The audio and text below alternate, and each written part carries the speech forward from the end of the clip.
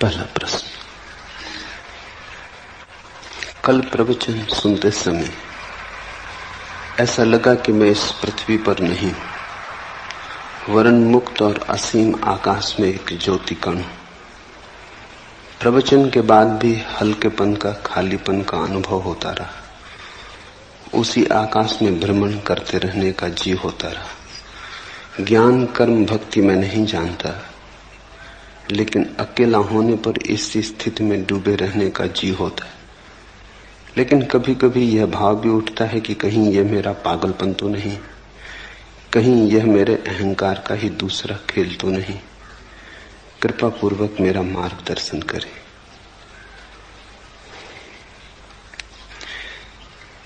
इस पृथ्वी पर हम हैं, पर इस पृथ्वी पर वस्तुतः हम न हो सकते हैं और न हम हैं। प्रतीत होता है पृथ्वी पर हम अजनबी हैं। देह में घर किया है, लेकिन देह हमारा घर नहीं। जैसे कोई परदेश में बस जाए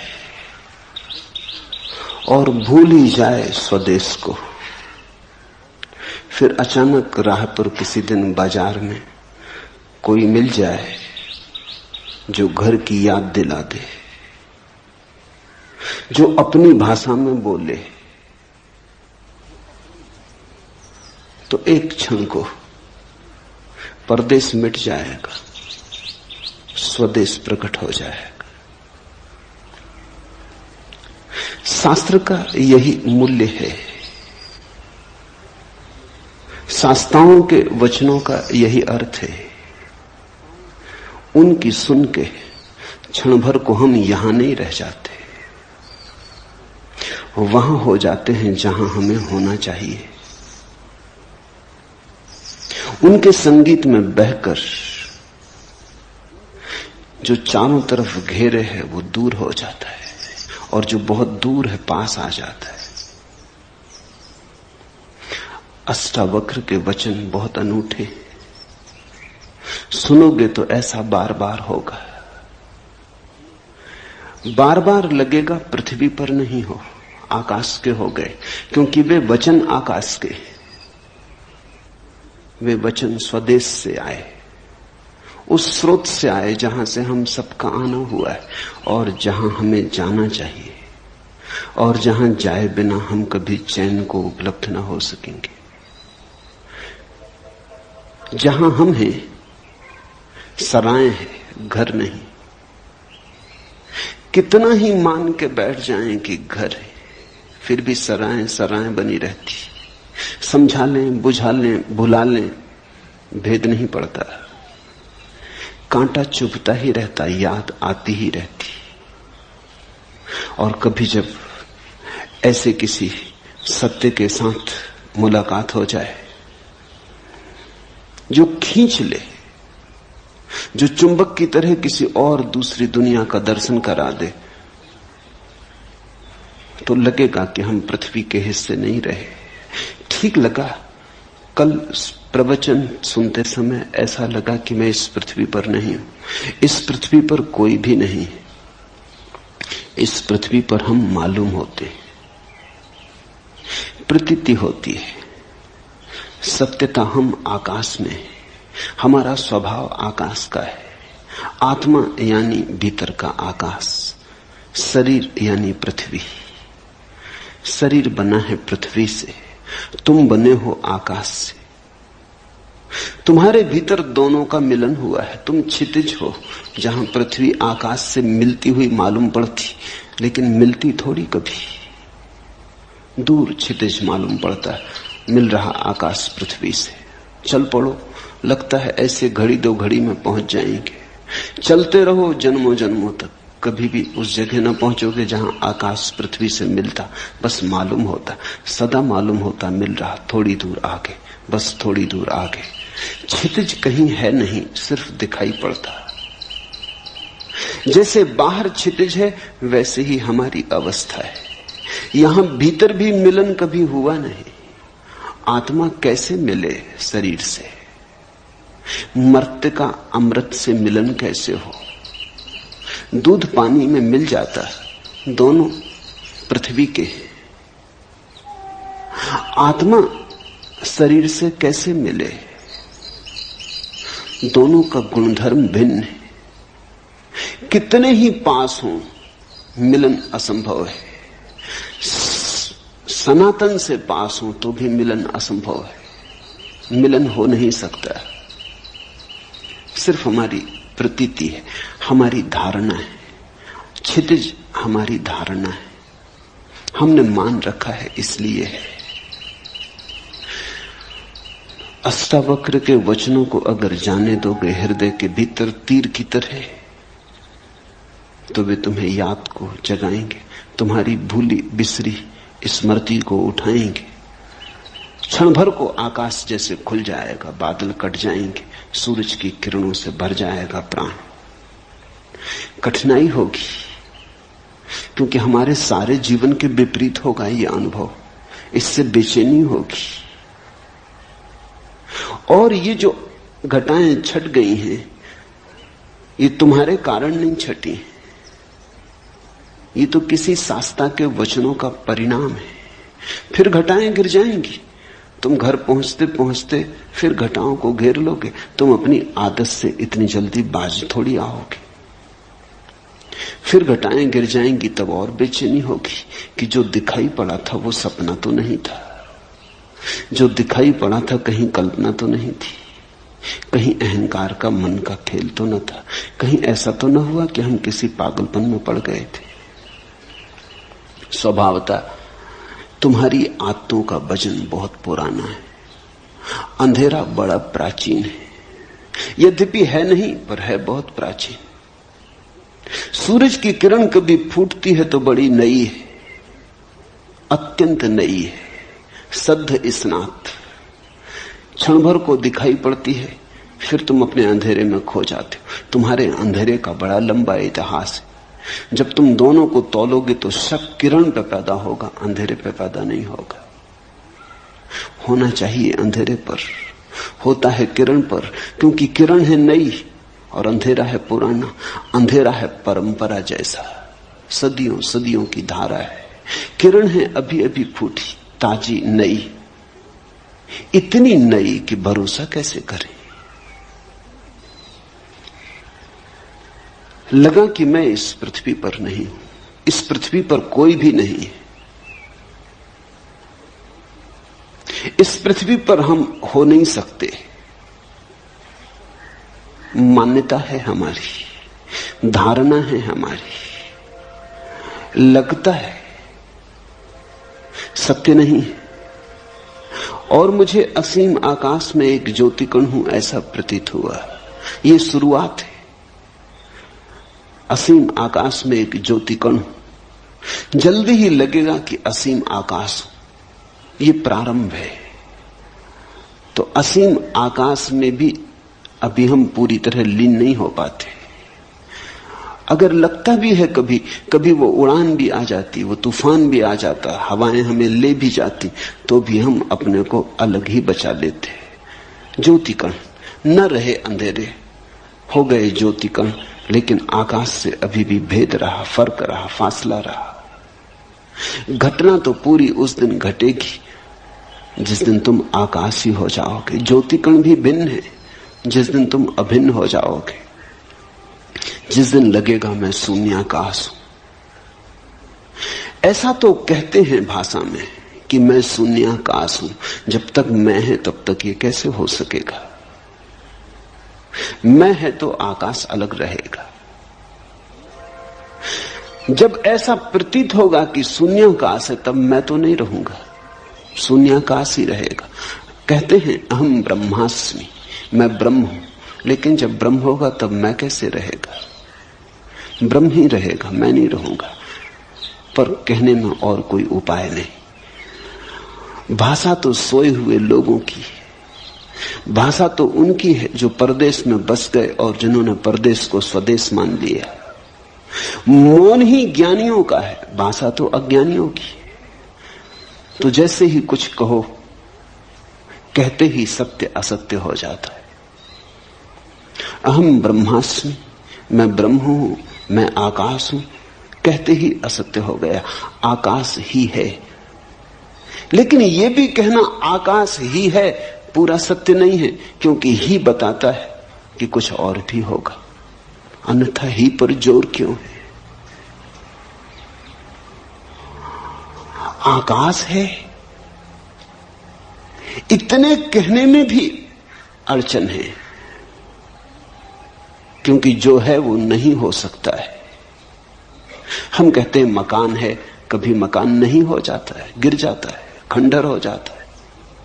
हम कहते हैं आदमी है, कभी आदमी मर जाता है। आकाश इस तरह तो नहीं है, कभी है और कभी नहीं। आकाश तो सदा है। तो आकाश है ऐसा कहना पुनरुक्ति है। आकाश का स्वभाव ही होना है, इसलिए है को क्या दोहराना। है कहना तो उन चीजों के लिए ठीक है जो कभी नहीं भी हो जाती। मनुष्य है, एक दिन नहीं था, आज है, कल फिर नहीं हो जाएगा। हमारी है तो दो नहीं के बीच में। आकाश की है, कल भी है, आज भी है, कल भी है। दो है के बीच में है का क्या अर्थ? दो नहीं के बीच में है का अर्थ होता है। आकाश है, ये भी पुनरुक्ति है। कहें आकाश, लेकिन आकाश जब कहते हैं, शब्द जब बनाते हैं तभी भूल हो जाती। आकाश कहने का अर्थ हुआ कि कुछ और भी होगा जो आकाश से अन्यथा है, भिन्न है। अन्यथा शब्द की क्या जरूरत? अगर एक ही है तो एक कहने का भी कोई प्रयोजन नहीं। एक तो तभी सार्थक है जब दो हो, तीन हो, चार हो, संख्या हो। आकाश भी क्या कहना। इसलिए ज्ञान तो मौन है। परम ज्ञान को शब्दों तक लाना असंभव है। लेकिन हम धन्यभागी हैं कि अष्टावक्र जैसे किन्हीं पुरुषों ने अथक असंभव चेष्टा की। जहां तक संभव हो सकता था, सत्य की सुगंध को शब्द तक लाने का प्रयास किया है। और इतना ख्याल रखना कि अष्टावक्र जैसी सफल चेतना बहुत कम है। बहुतों ने प्रयास किया है सत्य को शब्द तक लाने का, सभी हारे। हारना सुनिश्चित है, मगर अगर हारे हुए में भी देखना हो तो अष्टावक्र सबसे कम हारे, सबसे ज्यादा जीते। तो सुनोगे ठीक से तो घर की याद आएगी। सुबह कि लगा ज्योति कण हूं, तैयारी रखना खोने की। किसी दिन लगेगा ज्योति कण भी खो गया, आकाश ही बचा, तब पूरा मतवालापन छाएगा। तब डूबोगे सत्य की शराब में, तब नाचोगे, तब अमृत की पूरी झलक मिली। प्रवचन के बाद भी हल्केपन, खालीपन का अनुभव होता रहा। उसी आकाश में भ्रमण करने का जी होता रहा। यहां थोड़ी भूल हो जाती। जब भी हमें कुछ सुखद अनुभव होता है तो हम चाहते हैं फिर हो। मनुष्य का मन है बड़ा कमजोर, आकांक्षा से भर जाता, लोभ से भर जाता, प्रलोभन पैदा होता। जो भी सुखद है उसे दोहराने का मन होता। लेकिन एक बात ख्याल रखना, दोहराने में ही भूल हो जाती। जैसे ही तुमने चाहा फिर से हो, कभी ना होगा। क्योंकि जब पहली दफा हुआ था तो तुम्हारे चाहने से ना हुआ था, हो गया था, घटा था, तुम्हारा कृत्य ना था। यही तो अष्टावक्र का पूरा जोर है। सत्य घटता है, कृत्य नहीं, घटना है। सुनते सुनते हुआ था, तुम कर क्या रहे थे? सुनने का अर्थ ही होता है कि तुम कुछ भी ना कर रहे थे, तुम शून्य भाव से बैठे थे, तुम मौन थे, तुम सजग थे, तुम जागे हुए थे, सोए नहीं थे। ठीक, लेकिन तुम कर क्या रहे थे? तुम केवल ग्राहक थे। तुम्हारी चित्त की दशा दर्पण की तरह थी, जो आ जाए झलक जाए, जो कहा जाए सुन लिया जाए। तुम कुछ उसमें जोड़ ना रहे थे। अगर तुम जोड़ रहे होते तो जो घटी है बात वो कभी ना घटती। तुम व्याख्या भी ना कर रहे थे। भीतर बैठे बैठे तुम ये ना कह रहे थे कि हाँ ठीक है, गलत है, मुझसे मेल खाता नहीं मेल खाता, शास्त्र में ऐसा कहा है कि नहीं कहा है। तुम तर्क ना कर रहे थे। अगर तुम तर्क कर रहे थे तो ये घटना ना घटती। जिनने पूछा है, स्वामी ओम प्रकाश सरस्वती ने, उन्हें मैं जानता हूं। तर्क से उनका चित्त बड़ा दूर है, संदेह विवाद से बहुत दूर है। जा चुके वे दिन। कभी किया होगा तर्क, कभी किया होगा संदेह, जीवन के अनुभव से पक गए। अब नहीं, वो बचपना मन में रहा, इसलिए घटना घट सकी।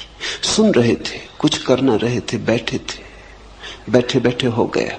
तो जब पहली दफा तुम्हारे बिना किए हुआ, तो दूसरी दफा अगर तुमने चाहा कि हो जाए तो बाधा पड़ जाएगी। चाहे तो उसके होने का कारण थी ही नहीं। इसलिए जब ऐसी अभूतपूर्व घटनाएं घटे तो चाहना मत। जब घटे आनंद भाव से स्वीकार कर लेना, जब न घटे तो शिकायत मत करना, मांगना मत। मांगे कि चूके। मांगने जबरदस्ती, आग्रह, घटना चाहिए। एक दफा घट गया तो अब क्यों नहीं घटता है? ऐसा रोज होता है। जब यहां लोग ध्यान करने आते हैं, शुरू में ताजे और नए होते, कोई अनुभव नहीं होता तो घट जाता है। ये बड़ी हैरानी की बात है। इसे तुम समझना, अष्टावक्र को समझने में इससे सहायता मिलेगी। ये मेरे रोज का अनुभव है। जब लोग नए ताजे आते हैं और ध्यान का उन्हें कोई अनुभव नहीं होता तो घट जाता है। घट जाता तो आह्लाद से भर जाते, मगर वहीं गड़बड़ हो जाती। फिर मांग शुरू होती, आज जो हुआ कल हो, न केवल हो बल्कि और ज्यादा हो। फिर नहीं घटता।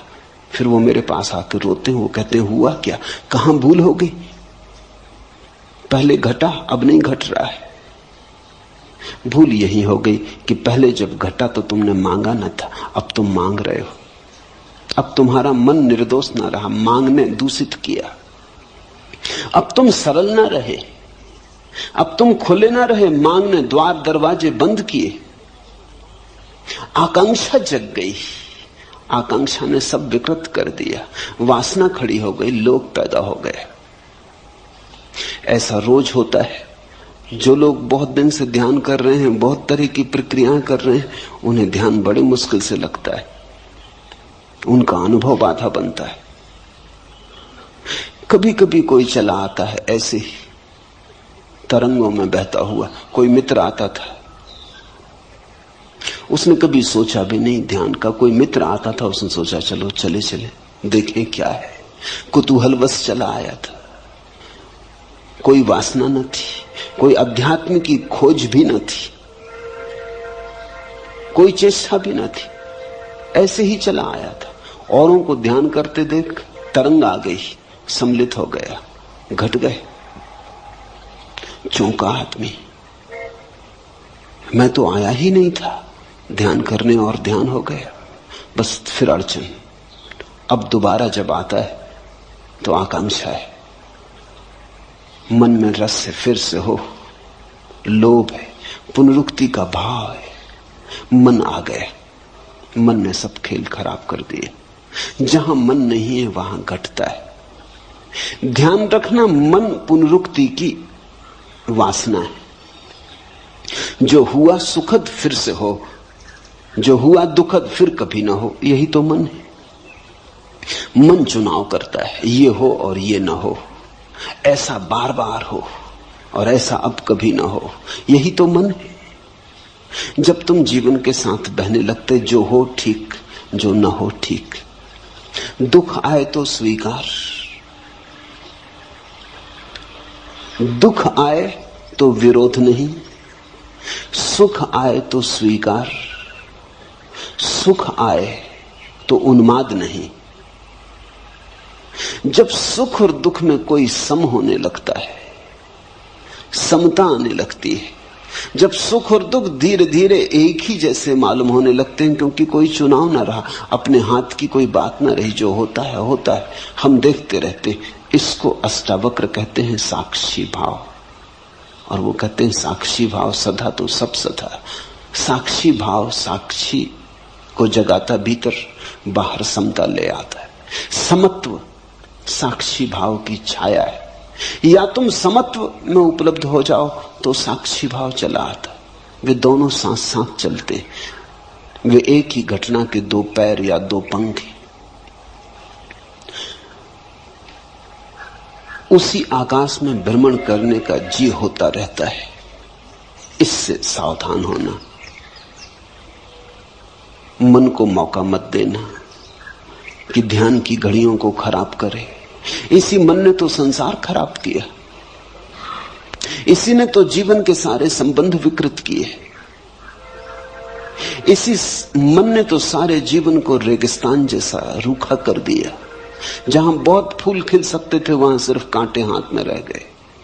अब इस मन को अंतर यात्रा पर साथ मत लाओ, इसे नमस्कार करो, इसे विदा दो, प्रेम से सही पर इसे विदा दो।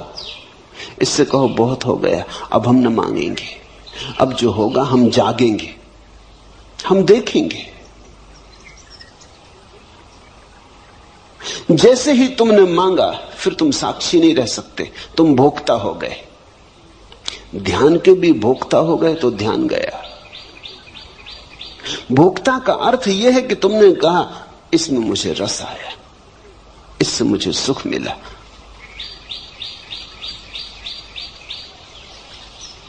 ज्ञान कर्म भक्ति में नहीं जानता, लेकिन अकेला होने पर इसी स्थिति में डूबे रहने का जी होता है। छोड़ो इस जी को और तुम डूबोगे इसी स्थिति में। अकेले ही नहीं, भीड़ में भी रहोगे तो डूबोगे, बाजार में भी रहोगे तो भी डूबोगे।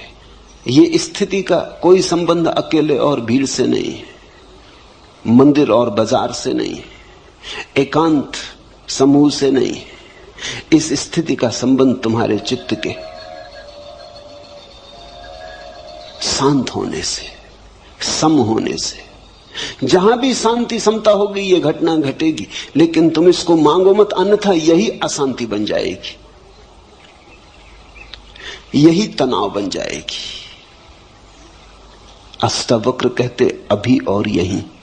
मांग तो सदा कल के लिए होती, मांग तो अभी और यहीं नहीं हो सकती। मांग का स्वभाव वर्तमान में नहीं ठहरता।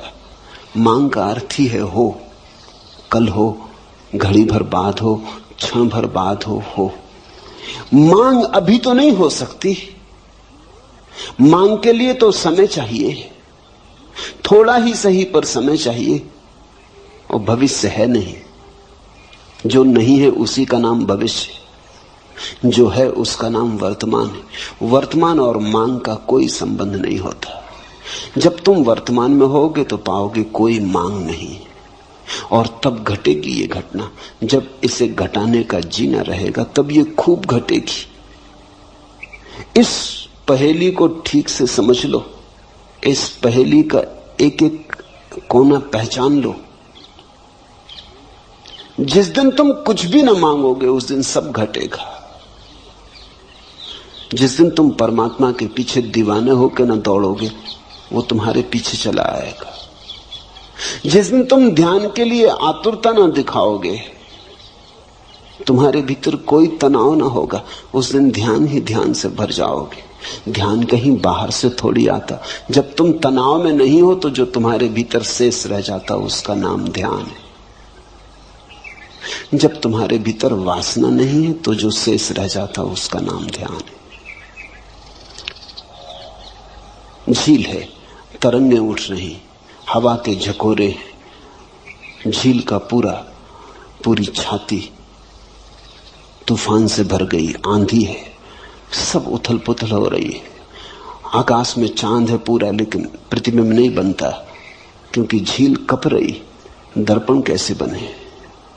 चांद का प्रतिबिंब बनता है, टूट टूट जाता है हजार हजार टुकड़ों में। चांदी फैल जाती पूरी झील पर, लेकिन चांद का प्रतिबिंब नहीं बनता है। झील शांत हो गई, लहरें कहीं चली गई, लहरें कहीं से आई थी, लहरें झील की थी, फिर सो गई, झील में वापस उतर गई। झील अपनी स्थिर अवस्था में आ गई। वो जो चांदी की तरह फैल गया चांद था, झील की छाती पर सिकुड़ आया एक जगह, ठीक प्रतिबिंब बनने लगा। जैसे ही तुम्हारे मन की झील पे तरंगें नहीं होती। तरंग यानी वासना, तरंग यानी मांग, तरंग यानी ऐसा हो और ऐसा ना हो। जब कोई तरंग मन की झील पे नहीं होती तो सत्य जैसा है वैसा ही प्रतिबिंबित होता है।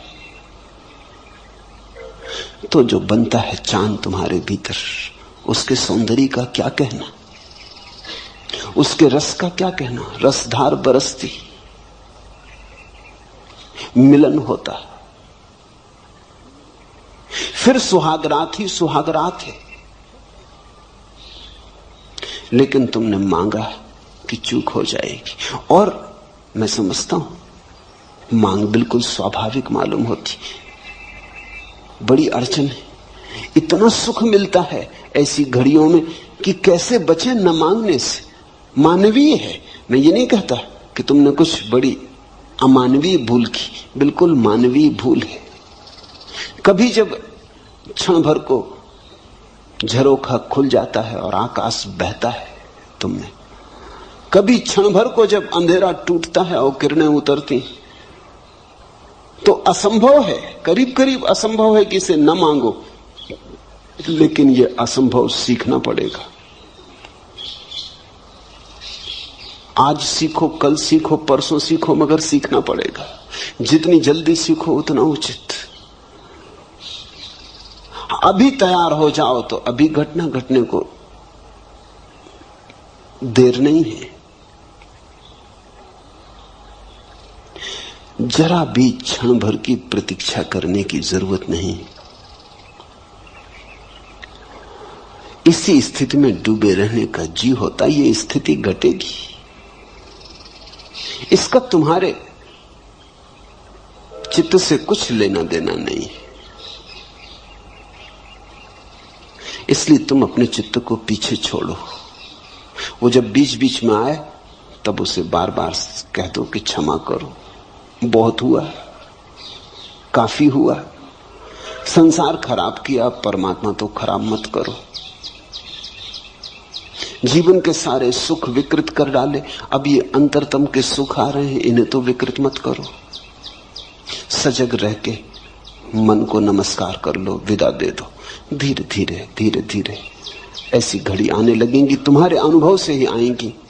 जब मन नहीं होगा तत्क्षण फिर वही झरोका खुलता है, फिर बहती रसधार, फिर उतरता प्रकाश, फिर तुम आलोकित, फिर तुम मग्न, फिर तुम अमृत में डूबे।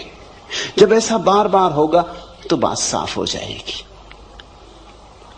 तो फिर मन से तुम अपने को दूर रखने में कुशल हो जाओगे। जब घटे तब घट जाने देना, जब न घटे तब शांति से प्रतीक्षा करते रहना। आएगा, जो एक बार आया है बार बार आएगा। तुम भर मत मांगना, तुम भर बीच में मत आना, तुम भर बाधा मत देना। लेकिन कभी कभी ये भाव भी उठता है कि कहीं ये मेरा पागलपन तो नहीं। बुद्धि ऐसे भाव भी उठाएगी, क्योंकि बुद्धि ये मान ही नहीं सकती कि आनंद हो सकता है। बुद्धि दुख से बिल्कुल राजी। बुद्धि ने दुख को पूरी तरह स्वीकार किया है, क्योंकि बुद्धि दुख की जन्मदात्री। अपनी ही संतान को कौन स्वीकार नहीं करेगा। तो बुद्धि मानती है दुख है तो बिल्कुल ठीक है। लेकिन महासुख, जरूर कहीं कोई गड़बड़ हो गई। ऐसा कहीं होता है, कोई कल्पना हो गई, कोई सपना देखा, किसी देवा स्वप्न में खो गए, किसी सम्मोहन में उतर गए, जरूर कहीं कुछ पागलपन हो गया है। बुद्धि ऐसे बार बार कहेगी, इसे सुनना मत, इस पर ध्यान मत देना। अगर इस पर ध्यान दिया तो वे घटनाएं बंद हो जाएंगी, वे द्वार झरोखे फिर कभी ना खुलेंगे। एक बात ख्याल में रखना, आनंद सत्य की परिभाषा है। जहां से आनंद मिले वहीं सत्य है। इसलिए तो हमने परमात्मा को सच्चिदानंद कहा है। आनंद उसकी आखिरी परिभाषा है। सत्य से भी ऊपर, चित्त से भी ऊपर आनंद को रखा है, सच्चिदानंद कहा है। सत्य एक सीढ़ी नीचे, चित्त एक सीढ़ी नीचे, आनंद परम। जहां से आनंद बहे, जहां से आनंद मिले, फिर तुम चिंता मत करना, सत्य के करीब हो। जैसे कोई बगीचे के करीब आता है तो हवाएं ठंडी हो जाती, पक्षियों के गीत सुनाई पड़ने लगते, शीतलता अनुभव होने लगती। तो बगीचा दिखाई भी ना पड़े तो भी अनुभव में आने लगता है कि राह ठीक है, बगीचे की तरफ पहुंच रहे हैं। ऐसे ही जैसे ही तुम सत्य की तरफ पहुंचने लगते हो, आनंद झरता है, शीतल होने लगता मन, संतुलन आने लगता, सहिष्णुता बढ़ती है, सुख बढ़ता है, एक उमंग घेरे रहती अकारण। कोई कारण भी दिखाई नहीं पड़ता, न कोई लॉटरी मिली है, न कोई धंधे में बड़ा लाभ हुआ है, न कोई बड़ा पद मिला है। ऐसा भी हो सकता था पद था वो भी गया, हाथ में जो था वो भी खो गया, धंधा भी डूब गया, लेकिन अकारण एक उमंग है कि भीतर कोई नाचे जा रहा है कि रुकता ही नहीं। तो बुद्धि कहेगी कहीं पागल तो नहीं हो गए। ये तो पागलों के लक्षण है। ये बड़ी अजीब दुनिया है, यहां सिर्फ पागल ही प्रसन्न दिखाई पड़ते। इसलिए बुद्धि कहती पागल हो गए होगे, क्योंकि यहां पागलों के सिवा किसी को प्रसन्न देखा है। यहां हजार कारण होते तब भी आदमी प्रसन्न नहीं होता। बड़ा महल हो, धन हो, संपत्ति हो, सुख सुविधा हो, तब भी आदमी प्रसन्न नहीं होता। ये दुनिया दुखी लोगों की दुनिया है, मगर दुखी लोगों की भीड़ है। यहां अगर तुम हंसने लगो अकारण तो लोग कहेंगे पागल हो गए। अगर तुम कहो कि हंसी आ रही कोई कारण नहीं, फैली जा रही, भीतर से उठ रही, लहर आ रही, तो लोग कहेंगे बस दिमाग खराब हो गए। यहां तुम शक्ल बना के चलो, उदास रहो, तुम्हारी शक्ल देख के भूत प्रेत भी डरे, तो बिल्कुल ठीक हो, तो कोई अड़चन नहीं है, तो सब ठीक चल रहा है। तुम आदमी जैसे आदमी हो, जैसा आदमी होना चाहिए वैसे आदमी हो। लेकिन तुम मुस्कुराने लगो, तुम हंसने लगो, तुम गीत गुनगुनाने लगो, तुम राह के किनारे खड़े होकर नाचने लगो, बस तुम पागल हो गए। परमात्मा को हमने इस भांति इंकार किया है कि अगर परमात्मा आए तो हम उसे पागल खाने में बंद कर देंगे। शायद इसी कारण नहीं आता, आने से डरता है। तुम जरा सोचो, कृष्ण अगर मिल जाएं चौराहे पर, बांसुरी बजाते, मोर मुकुट बांधे, पीतांबर डाले, गोपियां नाचती हों, क्या करोगे? तत्क्षण पुलिस थाने जाओगे। ये क्या हो रहा है? जो नहीं होना चाहिए वो हो रहा है। तुम इस आदमी को जेल खाने में डालोगे। आनंद निष्कासित कर दिया गया है। हमने आनंद को जीवन के बाहर कर दिया है। हम दुख को छाती से लगा के बैठे। यहां दुखी आदमी बुद्धिमान मालूम होता है, यहां आनंदित आदमी पागल मालूम होता है। सारी सरणी उल्टी है। तो स्वाभाविक है, जीवन भर जिसको तुमने बुद्धिमानी समझा है, आज अचानक अगर खोने लगेगी, फिसलने लगेगी, अगर आज अचानक नींव उखड़ने लगेगी तुम्हारी तथाकथित बुद्धिमानी की, और अचानक झांकने लगेगी प्रसन्नता अकारण। ख्याल रखना, पागलपन का मतलब यह होता है अकारण प्रसन्न। कारण भी नहीं है कुछ, बैठे हैं अकेले और मुस्कुराहट आ रही, बस पागल हो गए। क्योंकि ऐसा तो हमने सिर्फ पागलों को ही देखा है। ध्यान रखना, पागलों में और परमहंसों में थोड़ा सा संबंध है। पागल भी हंसते हैं, प्रसन्न होते हैं, क्योंकि बुद्धि गंवा दी। परमहंस भी हंसते हैं, प्रसन्न होते हैं, क्योंकि बुद्धि के पार आ गए। दोनों पागल बुद्धि से नीचे गिर जाता है, इसलिए हंस लेता है। परमहंस बुद्धि के पार चला जाता है, इसलिए हंसता है। दोनों में थोड़ी समानता है। पागल और परमहंस में एक बात समान है कि दोनों ने बुद्धि गंवाई। एक ने होशपूर्वक गंवाई है, एक ने बेहोशी में गंवाई है। इसलिए फर्क बहुत है, जमीन आसमान जितना फर्क है, लेकिन फिर भी एक समानता है। इसलिए कभी कभी तुम्हें पागल में परमहंस दिखाई पड़ेगा, और कभी कभी पागल में परमहंस, और कभी कभी परमहंस में पागल। तो भूल चूक हो जाती। पश्चिम के पागल खानों में ऐसे बहुत से लोग बंद हैं जो पागल नहीं है। अभी वहां बड़ी क्रांति चलती इसके संबंध में। कुछ मनोवैज्ञानिक, विशेषकर R.D. लैंग और उनके साथी, एक बड़ा आंदोलन चलाते हैं कि बहुत से पागल पागल खानों में बंद हैं जो पागल नहीं है। अगर वो पूरब में पैदा होते तो परमहंसों की तरह उनका आदर सम्मान होता। R.D. लैंग को पता नहीं है इससे उल्टी घटना पूरब में घट चुकी है। यहां कई पागल हैं जो परमहंस समझे जाते।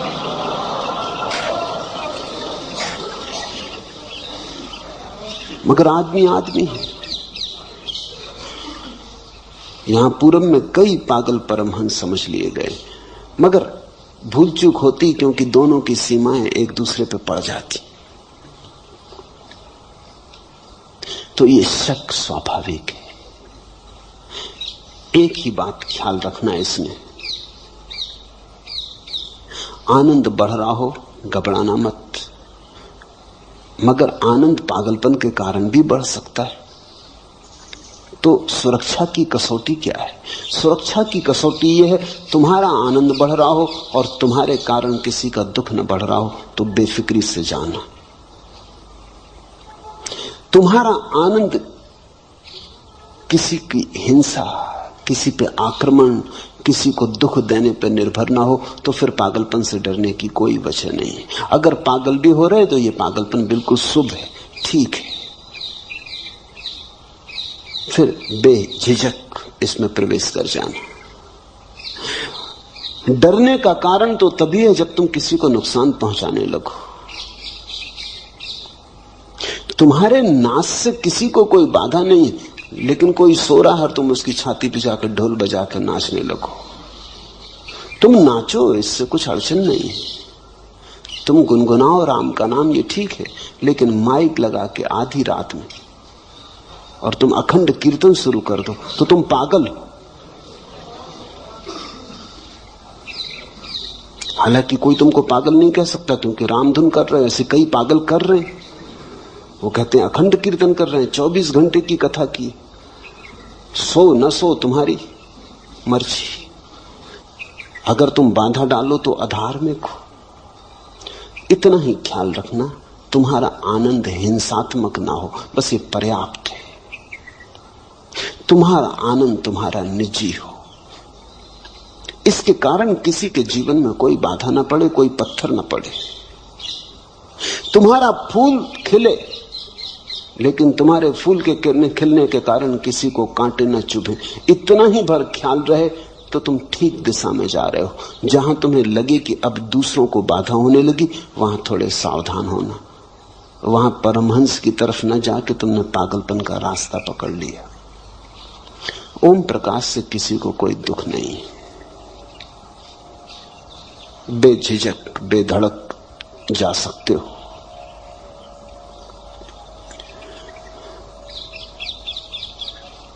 कल मैं एक गीत पढ़ रहा था, जो कुछ सुंदर था प्रेम काम में, जो अच्छा मंजा नया था सत्यसार, मैं बीन बीन कर लाया नैवेद्य चढ़ाया, पर यह क्या हुआ सब पड़ा पड़ा कुम्हलाया, सूख गया मुरझाया, कुछ भी तो उसने हाथ बढ़ाकर नहीं लिया।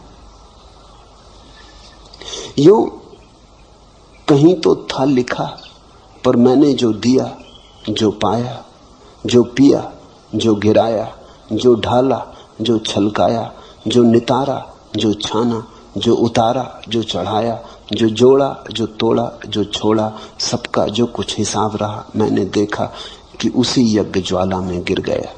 और उसी क्षण मुझे लगा कि अरे मैं तिर गया, ठीक है, मेरा सिर फिर गया। तिरता है आदमी सिर के फिरने से। परमात्मा को तुम चढ़ाओ चुन चुन के चीजें, अच्छी अच्छी चीजें, उससे कुछ ना होगा जब तक कि सिर ना चढ़े। सुनो, फिर जो कुछ सुंदर था प्रेम काम में, जो अच्छा मंजा नया था, सबके सार मैं बीन बीन कर लाया, नैवेद्य चढ़ाया। पर यह क्या हुआ? सब पड़ा पड़ा कुम्हलाया, सूख गया मुरझाया, कुछ भी तो उसने हाथ बढ़ाकर नहीं लिया।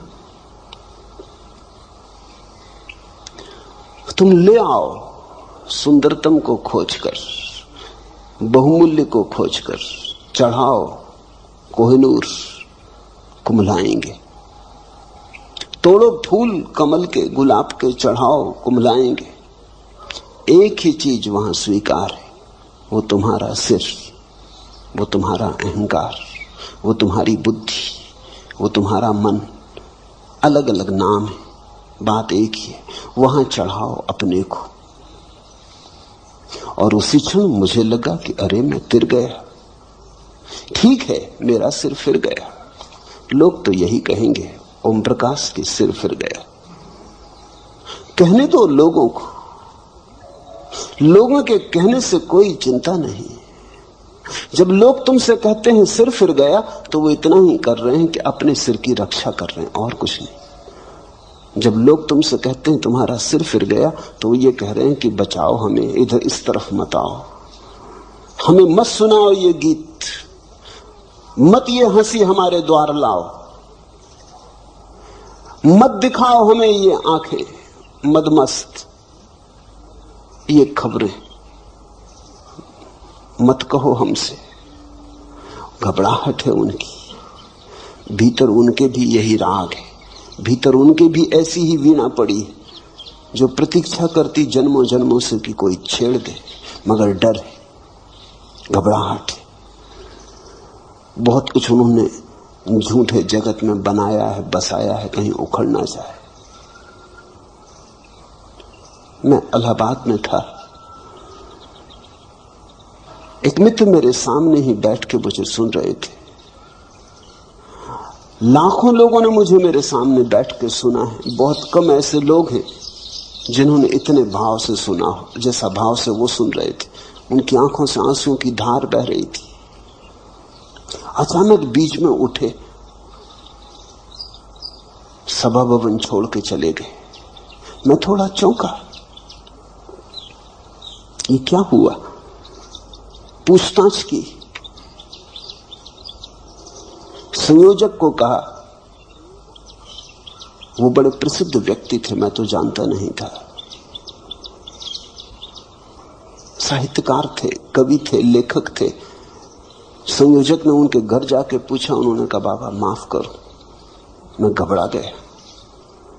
20 मिनट के बाद मैंने कहा अब यहां से भाग जाना उचित, अगर थोड़ी देर और रहा तो कुछ से कुछ हो जाएगा। इस आदमी का तो सिर फिरा है, मेरा फिरा देखा।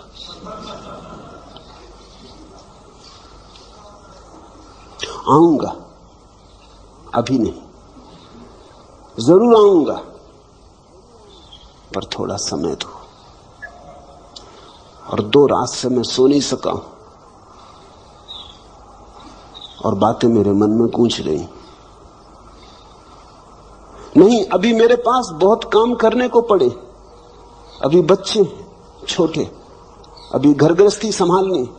जरूर आऊंगा, तुम जाओ, उनसे कहना जरूर आऊंगा, लेकिन अभी नहीं। जब कोई तुमसे कहता है तुम्हारा सिर फिर गया, वो सिर्फ अपनी आत्मरक्षा कर रहा, वो ये कह रहा है कि ऐसा मान के कि तुम्हारा सिर फिर गया, मैं अपने आकर्षण को रोकता हूं।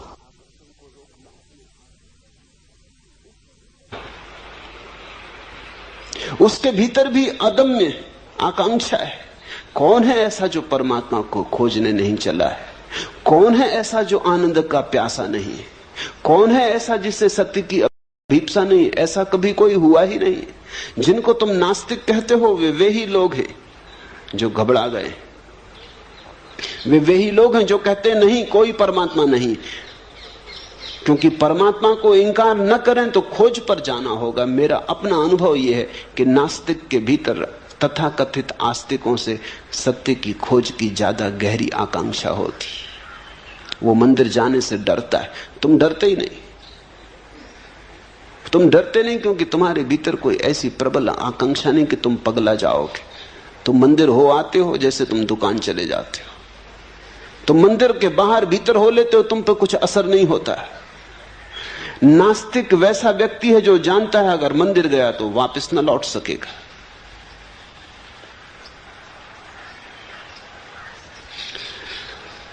गया तो वैसा का वैसा वापस न लौट सकेगा। तो एक ही उपाय है, वो कहता है ईश्वर नहीं है, धर्म सब पाखंड है। वो अपने को बचा रहा है, समझा रहा है कि ईश्वर है ही नहीं तो मंदिर जाना क्यों? ईश्वर है नहीं तो क्यों उलझन में पड़ना, क्यों ध्यान, क्यों प्रार्थना? मेरे देखे नास्तिक के भीतर आत्मरक्षा चल रही है। मैंने अब तक कोई नास्तिक नहीं देखा जो वस्तुतः नास्तिक हो। आदमी नास्तिक हो कैसे सकता है? नास्तिक का तो अर्थ हुआ कि कोई आदमी नहीं के भीतर रहने का प्रयास कर रहा है। नहीं के भीतर कोई रह कैसे सकता है? नास्ति में कोई जी कैसे सकता है? जीने के लिए हां चाहिए। नहीं में कहीं फूल खिलते? हां चाहिए, स्वीकार चाहिए।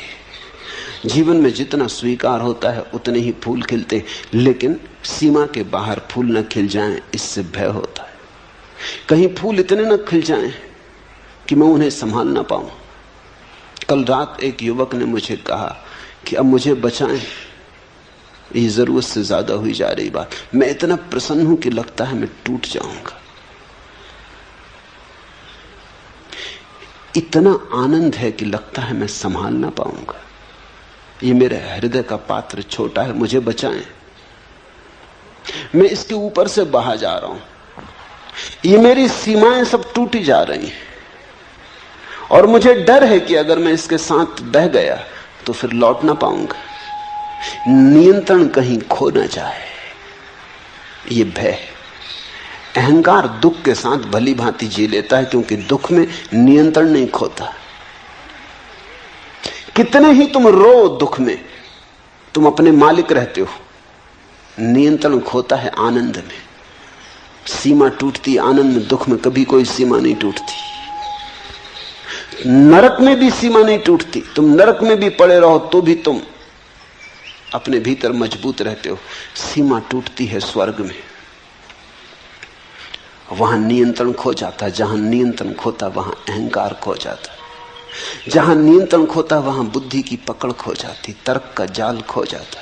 वही हो रहा है। घबराना मत, तिरने का क्षण करीब आ रहा है, लेकिन सिर फिरे बिना कोई कभी तिरा नहीं।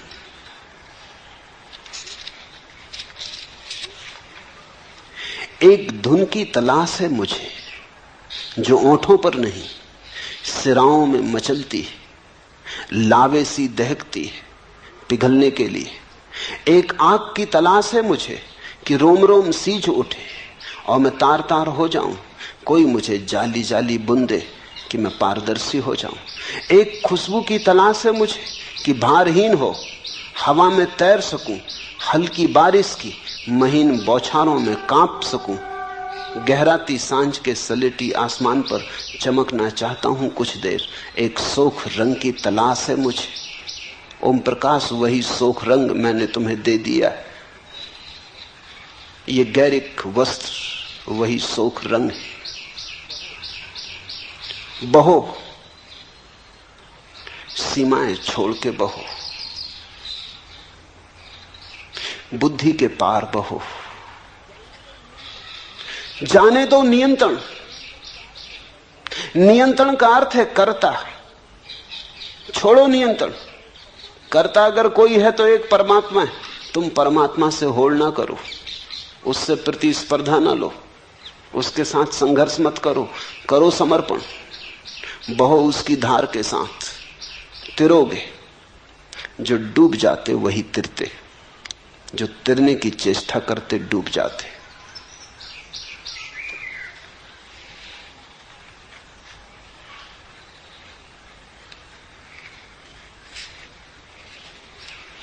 दूसरा प्रश्न, सदा से खोजियों का यह अवलोकन रहा है कि परमात्मा उपलब्धि अत्यंत दुस्साध्य घटना है, लेकिन आप जैसे बुद्ध पुरुष सदा से इस बात पर जोर देते रहे हैं कि परमात्मा अभी और यहीं घट सकता है। क्या बार बार यह कहना एक चुनौती और एक प्रयास करने की एक विधि है, एक उपाय है? सत्य है यही, न तो विधि है और न उपाय है। तुम्हारा ऐसा पूछना बचने की विधि और उपाय है। ये बात हमारा मन स्वीकार करने को राजी नहीं होता कि परमात्मा अभी और यहीं मिल सकता है। क्यों नहीं राजी होता? इसलिए राजी नहीं होता कि अगर अभी और यहीं मिल सकता है तो फिर हमें मिल नहीं रहा। तो इसका कारण क्या होगा, फिर इसकी व्याख्या कैसे करें? अगर अभी और यहीं मिल सकता है तो मिल क्यों नहीं रहा? बेचैनी खड़ी हो जाती, अभी और यहीं मिल सकता है, मिल तो नहीं रहा। तो इसे समझाएं कैसे? तो बड़ी अड़चन की बात हो गई। इस अड़चन को सुलझाने के लिए तुम कहते हो मिल तो सकता है लेकिन पात्रता चाहिए। बुद्धि रास्ते निकालती, जहां उलझन खड़ी हो जाती उसे सुलझाती। रास्ता खोजना पड़ेगा, पात्रता खोजनी पड़ेगी, शुद्ध होना पड़ेगा, तब मिलेगा। और अगर अष्टावक्र कहते हैं अभी और यहीं मिल सकता तो जरूर इसमें कुछ कारण है। वो इसलिए कहते हैं ताकि तुम तीव्रता से प्रयास में लग जाओ, लेकिन लगना प्रयास में ही पड़ेगा। मन बड़ा होशियार है।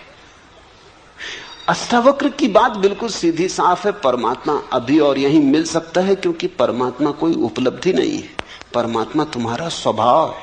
सारा जोर सीधा है, तुम परमात्मा हो। मिल सकने की बात ही गलत है। जब हम कहते हैं अभी और यहीं मिल सकता है तो इसका अर्थ इतना ही हुआ कि मिला ही हुआ है। जरा आंख खोलो और देखो।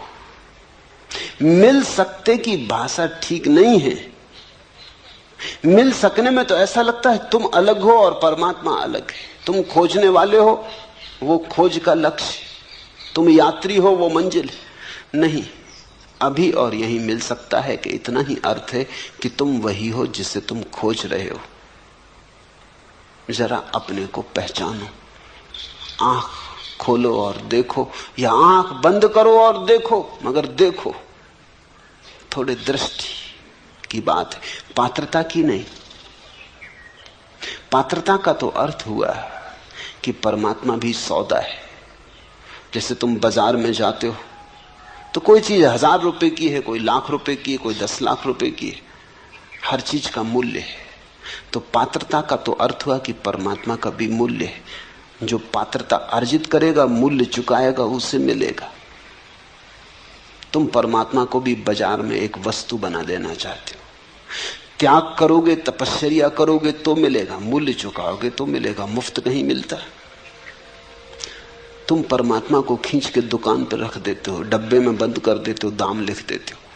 तुम कहते हो इतने उपवास करो, इतना ध्यान करो, इतनी तपस्या करो, धूप में तपो, सर्दी आतप सहो, तब मिलेगा। कभी इस पर तुमने सोचा कि ये तुम क्या कह रहे हो? तुम ये कह रहे हो कि तुम्हारे कुछ करने से परमात्मा के मिलने का संबंध हो सकता है। तुम जो करोगे वो तुम्हारा किया ही होगा। तुम्हारा किया तुमसे बड़ा नहीं हो सकता। तुम्हारी तपस्या तुम्हारी ही होगी। तुम जैसी ही दीन, तुम जैसी ही मलिन, तुम्हारी तपस्या तुमसे बड़ी नहीं हो सकती। और तपस्या से जो मिलेगा उसकी भी सीमा होगी, क्योंकि सीमित से सीमित ही मिल सकता, असीम नहीं। तपश्चर्या से जो मिलेगा वो तुम्हारे ही मन की कोई धारणा होगी, परमात्मा नहीं। अष्टावक्र कह रहे हैं कि परमात्मा तो है ही,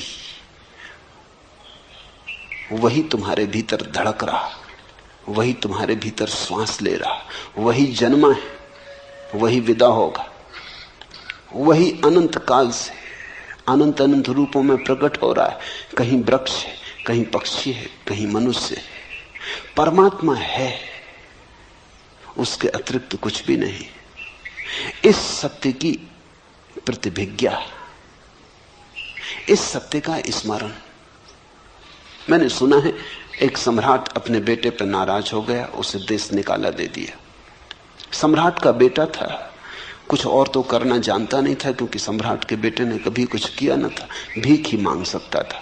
जब कोई सम्राट न रह जाए तो भिखमंगे के सिवा और कोई उपाय नहीं बचता। भीख मांगने लगा। 20 वर्ष बीत गए, भूल ही गया। अब 20 वर्ष कोई भीख मांगे तो याद रखना कि मैं सम्राट हूं, असंभव, कष्टपूर्ण होगा। भीख मांगने में कठिनाई पड़ेगी। यही उचित है कि भूल ही जाओ। वो भूल ही गया था, अन्यथा भीख कैसे मांगे? सम्राट और भीख मांगे, द्वार द्वार दरवाजे दरवाजे भिक्षा पात्र लेके खड़ा हो, होटल में रेस्तरां के सामने भीख मांगे, जूठन मांगे। सम्राट को भुला ही देना पड़ा, विस्मृत ही कर देना पड़ा। वो बात ही गई। वो जैसे अध्याय समाप्त हुआ, वो जैसे कि कहीं कोई सपना देखा होगा, कि कोई कहानी पढ़ी होगी, कि फिल्म देखी होगी, अपने से क्या लेना देना। 20 साल बाद जब सम्राट बूढ़ा हो गया, उसका बाप, तो वो घबराया। एक ही बेटा था, वही मालिक था। उसने अपने वजीरों को कहा, उसे खोजो और जहां भी हो उसे ले आओ। कहना बाप ने क्षमा किया। अब क्षमा होना क्षमा का कोई अर्थ नहीं, मैं मर रहा हूं। अब ये राज्य कौन संभालेगा? ये औरों के हाथ में जाए, इससे बेहतर है मेरे खून के हाथ में जाए। बुरा भला जैसा भी है, उसे ले आओ। जब वजीर पहुंचे तो वो एक होटल के सामने पैसे मांग रहा था, टूटा सा पात्र लिए, नंगा था, पैरों में जूते नहीं थे, भरी दोपहरी थी, गर्मी के दिन थे, लू बहती थी, पैर जल रहे थे, और वो मांग रहा था कि मुझे जूते खरीदने हैं, इसके लिए कुछ पैसे मिल जाएं। कुछ पैसे उसके पात्र में पड़े थे। रथ आके रुका, वजीर नीचे उतरा, वजीर ने गिर के उसके चरण छुए। होने वाला सम्राट था। जैसे ही वजीर ने उसके चरण छुए, एक क्षण में घटना घट गई। 20 साल जिसकी याद ना आई थी कि मैं सम्राट हूं, फिर ऐसा थोड़ी लगा रहा कि वो बैठा, उसने सोचा और विचारा और तपश्चर्या की और ध्यान किया कि याद करूं ना। एक क्षण में, पल भी ना लगा, एक क्षण में रूपांतरण हो गया। यह आदमी और हो गया। अभी भिखारी था, दीनहीन, नग्न अब भी था, अब भी पैर में जूते न थे, लेकिन हाथ से उसका पात्र उसने फेंक दिया और वजीरों से कहा कि जाओ मेरे स्नान की व्यवस्था करो, ठीक वस्त्र जुटाओ। वो जाके रथ पे बैठ गया। उसकी महिमा देखने जैसी थी। अभी भी वही का वही था, लेकिन उसके चेहरे पर एक गरिमा थी, आंखों में एक दीप्ति थी, चारों तरफ एक आभा मंडल था। सम्राट था। याद आ गई, बाप ने बुलावा भेज दिया। ठीक ऐसा ही है। अष्टावक्र जब कहते कि अभी और यहीं, तो वो यही कहते हैं कितने, चलो 20 साल नहीं, 20 जन्म से देश निकाले पे रहे, भीख मांगी बहुत, भूल गए बिल्कुल, याद को बिल्कुल सुला दिया, सुलाना ही पड़ा, न सुलाते तो भीख मांगनी मुश्किल हो जाती। द्वार द्वार दरवाजे दरवाजे भिक्षा पात्र लेके घूमे। अष्टावक्र ये कह रहे हैं, आ गया बुलावा, जागो, भिखमंगे तुम नहीं हो, सम्राट के बेटे हो। अगर कोई ठीक से सुन लेगा तो घटना सुनने में ही घट जाएगी। यही अष्टावक्र गीता का महात्म्य है, महिमा है। कोई आग्रह नहीं कि कुछ करो, सिर्फ सुन लो, सिर्फ सत्य को पहुंचने दो तुम्हारे हृदय तक, बाधा मत बनो, ग्राहक रहो, सिर्फ सुन लो, पहुंच जाए ये तीर तुम्हारे हृदय में, इसकी चोट बस पर्याप्त, जन्मों जन्मों की विस्मृति टूट जाएगी, स्मरण लौट आएगा, तुम परमात्मा हो। इसलिए वे कहते हैं अभी और यहीं। अब तुम तरकीबें मत खोजो, तुम कहते हो शायद ये विधि होगी, उपाय होगा कि लोगों की त्वरा बढ़े, तीव्रता बढ़े। स्वामी योग चिन्मय ने पूछा है, चिन्मय के पास, चिन्मय की बुद्धि में चेष्टा, प्रयास, तप जरूरत से ज्यादा है। साधारण योगी की जो पकड़ होती वैसी पकड़ है। ये अष्टावक्र के वचन साधारण योगी के लिए नहीं है, असाधारण प्रज्ञावान जो सुन के ही जाग जाए। चिन्ह में थोड़े हठ योगी, काफी पिटाई हो तो थोड़े बहुत चलेंगे, कोड़े को देख के, उसकी छाया को देख के नहीं चल सकते। हंसना मत, क्योंकि चिन्ह में जैसे ही अधिक लोग हैं। हंस के तुम ये मत सोचना कि तुमने हंस लिया तो तुम चिन्ह में से भिन्न हो, कि देखो तुम तो हंसे। चिन्मय ने कम से कम हिम्मत करके पूछा, तुमने पूछा नहीं, बस इतना ही फर्क है। हो तुम भी वही। ये अष्टावक्र की गीता पूरी हो जाएगी, और अगर तुम परमात्मा न हो गए तो समझ लेना कि वही हो, कोई फर्क नहीं। अगर इस सुनने में तुम जाग जाओ और परमात्मा हो जाओ तो ही कोड़े की छाया ने काम किया। सदा से खोजियों का यह अवलोकन रहा है कि परमात्मा उपलब्धि अत्यंत दुसाध्य घटना है। खोजी शुरू से ही भ्रांत है। खोजी का अर्थ ही यह है कि वो मान लिया है कि परमात्मा को खोजना है, कि परमात्मा को खो दिया है।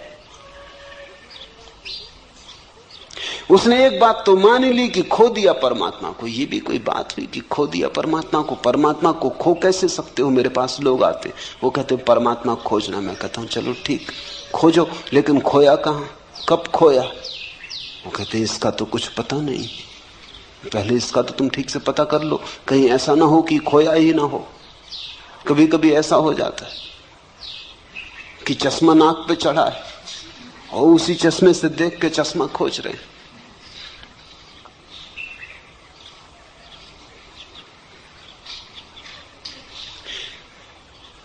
कहीं ऐसा ना हो कि परमात्मा नाक पे चढ़ा हो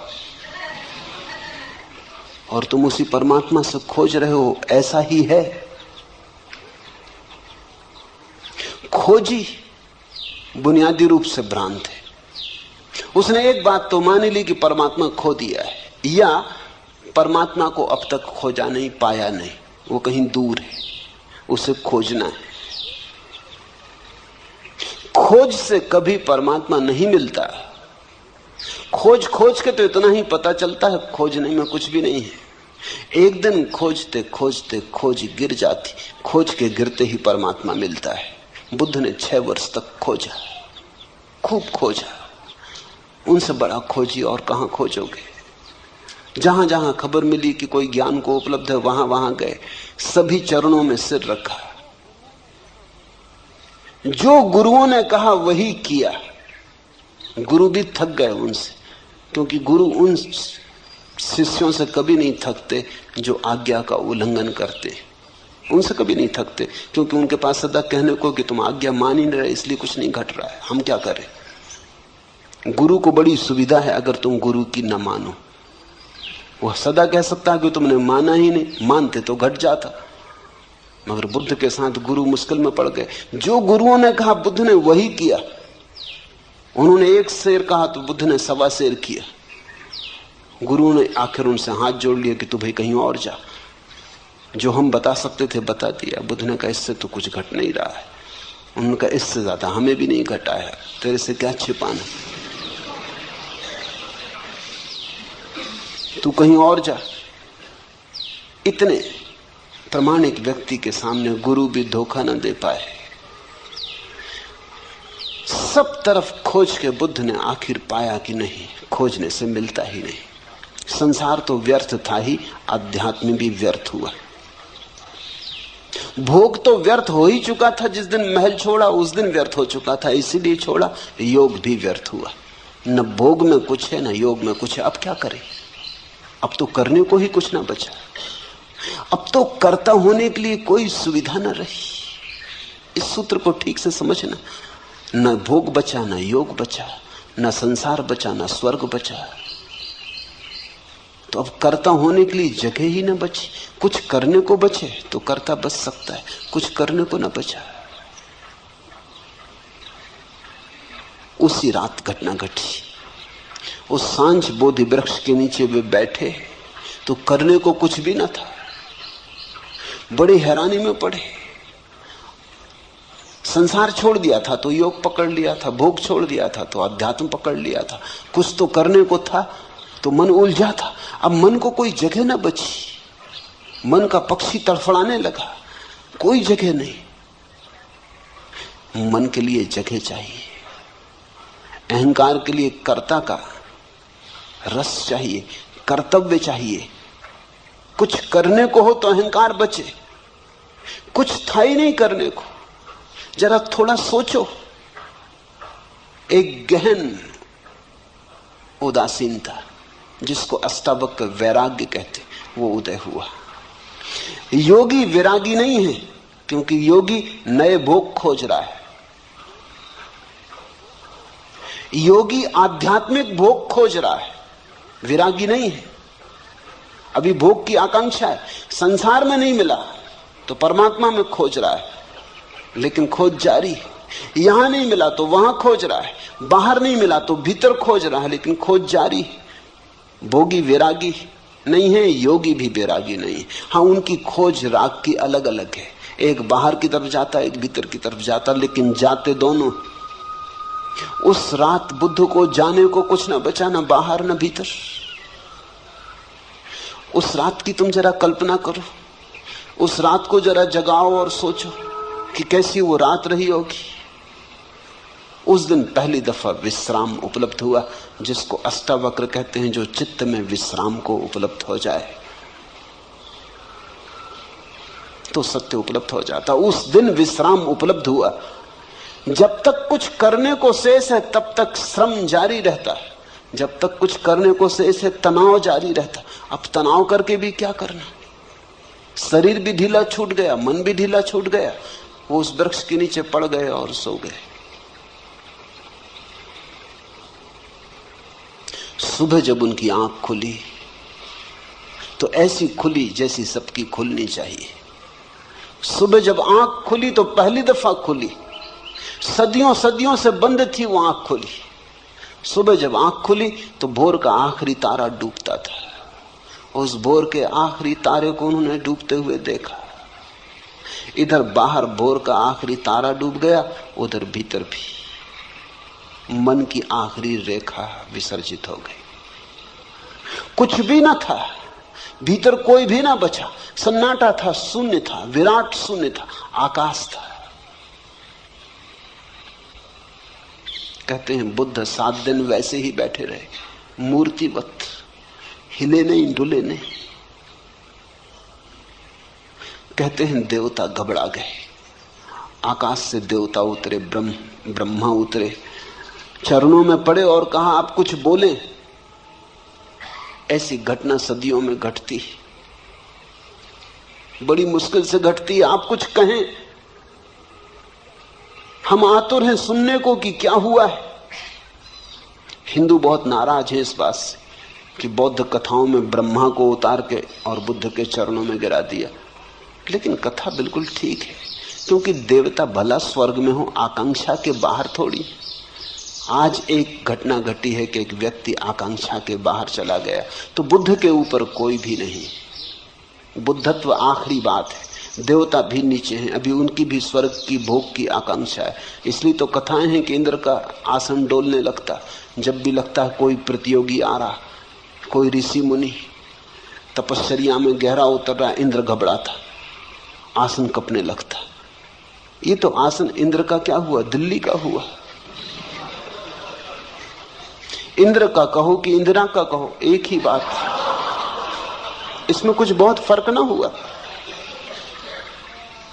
ये तो कोई आने लगा तो प्रतिस्पर्धा, घबराहट, बेचैनी। बुद्ध ना कुछ करके उपलब्ध हुए। जो बुद्ध के जीवन में घटा वही अष्टावक्र के जीवन में घटा होगा। कोई कथा हमारे पास नहीं, किसी ने लिखी नहीं, लेकिन निश्चित घटा होगा, क्योंकि अष्टावक्र जो कह रहे हैं वो इतना ही कह रहे हैं कि तुम दौड़ चुके खूब, अब रुको। दौड़ के नहीं मिलता परमात्मा, रुक के मिलता है। खोज चुके खूब, अब खोज छोड़ो। खोज के नहीं मिलता सत्य, क्योंकि सत्य खोजी में छिपा है, खोजने वाले में छिपा है। कहां भागते फिरते हो? कस्तूरी कुंडल बसे। लेकिन जब कस्तूरी का नाफा फूटता है तो मृग पागल हो जाता है। कस्तूरी मृग पागल हो जाता, भागता है, इधर भागता उधर भागता, खोजता है कहां से आती ये गंध, कौन खींचे ले आता है इस सुवास को, कहां से आती। क्योंकि उसने जब भी गंध आती देखी तो कहीं बाहर से आती देखी। कभी फूल की गंध थी, कभी कोई और गंध थी, लेकिन सदा बाहर से आती थी। आज जब गंध भीतर से आ रही तब भी वो सोचता है बाहर से ही आती होगी, भागता है। और कस्तूरी उसकी ही कुंडल में बसी है। कस्तूरी कुंडल बसे, परमात्मा तुम्हारे भीतर बसा है। तुम जब तक बाहर खोजते रहोगे योग में भोग में व्यर्थ। साधारण योगी भोग के बाहर ले जाता है, अष्टावक्र योग और भोग दोनों के बाहर ले जाते हैं। योगातीत भोगातीत। इसलिए तुम पाओगे सांसारिक का अहंकार होता है।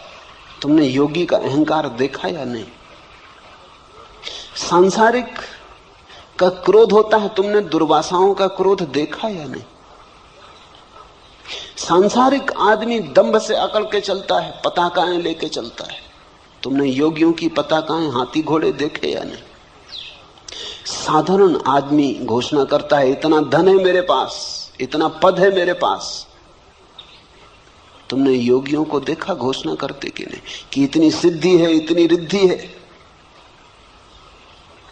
लेकिन ये सारी बातें वही की वही हैं, कोई फर्क नहीं हुआ।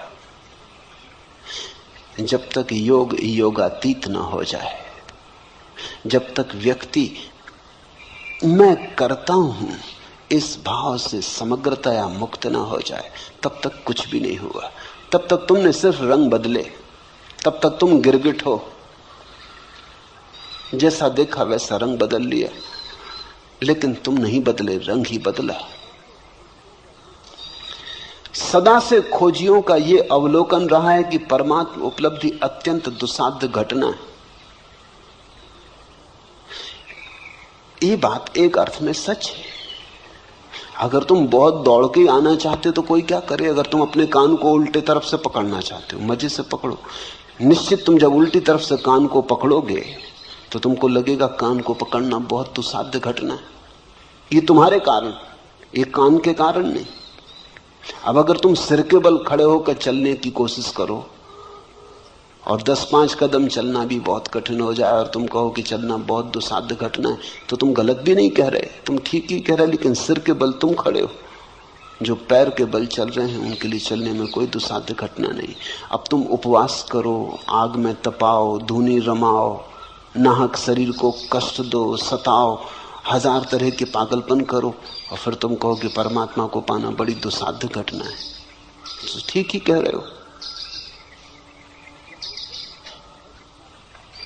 जहां तुम सहज पहुंच सकते थे वहां तुम असहज होकर पहुंच रहे हो तो दुस्साध्य मालूम होता है। तुम्हारे पहुंचने में भूल हो रही। लेकिन असाध्य को आदमी क्यों चुनता है, ये भी समझ लेना चाहिए। सिर के बल चलने का मजा क्या है जबकि तुम्हारे पास पैर है? सिर के बल चलने का एक मजा है, और वो मजा ये है मजा है अहंकार का मजा। मुल्ला नसरुद्दीन एक झील में मछलियां मार रहा, घड़ी दो घड़ी में देखता रहा, उसकी मछलियां पकड़ में कुछ आती नहीं, झील में मछलियां हैं भी नहीं ऐसा मालूम होता। मैंने उससे पूछा, नसरुद्दीन इस झील में मछलियां मालूम नहीं होती, तुम कब तक बैठे रहोगे? वो पास की दूसरी झील है, वहां क्यों नहीं मछलियां मारते? यहां कोई दूसरा मछुआ दिखाई भी नहीं पड़ता, वहीं सब मछुए। नसरुद्दीन ने कहा, वहां मारने से सारी क्या? अरे वहां इतनी मछलियां हैं कि मछलियों को तैरने के लिए जगह भी नहीं, वहां मारी तो क्या मारी, यहां मछली मारो तो कोई बात। असाध्य में भी आकर्षण है, जितना असाध्य काम हो उतना अहंकार मजबूत होता है। यहां मछली मारो तो कुछ है, जो सभी कर रहे हैं वही तुमने किया तो क्या सार है? सभी पैर के बल चल रहे हैं, तुम भी चले तो क्या मजा? सिर के बल चलो। मेरे देखे परमात्मा से कोई संबंध नहीं है कठिनाइयों का, कठिनाइयों का संबंध अहंकार से। अहंकार कठिन को करने में मजा लेता, क्योंकि सरल तो सभी करते, उसमें क्या सार है?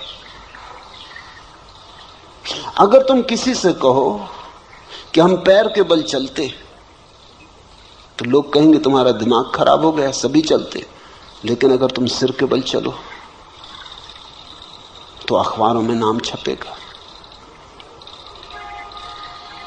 तो लोग तुम्हारे पास आने लगेंगे, लोग तुम्हारे चरणों में सिर झुकाएंगे कि तुम्हें कोई सिद्धि मिल गई कि तुम सिर के बल चलते हो।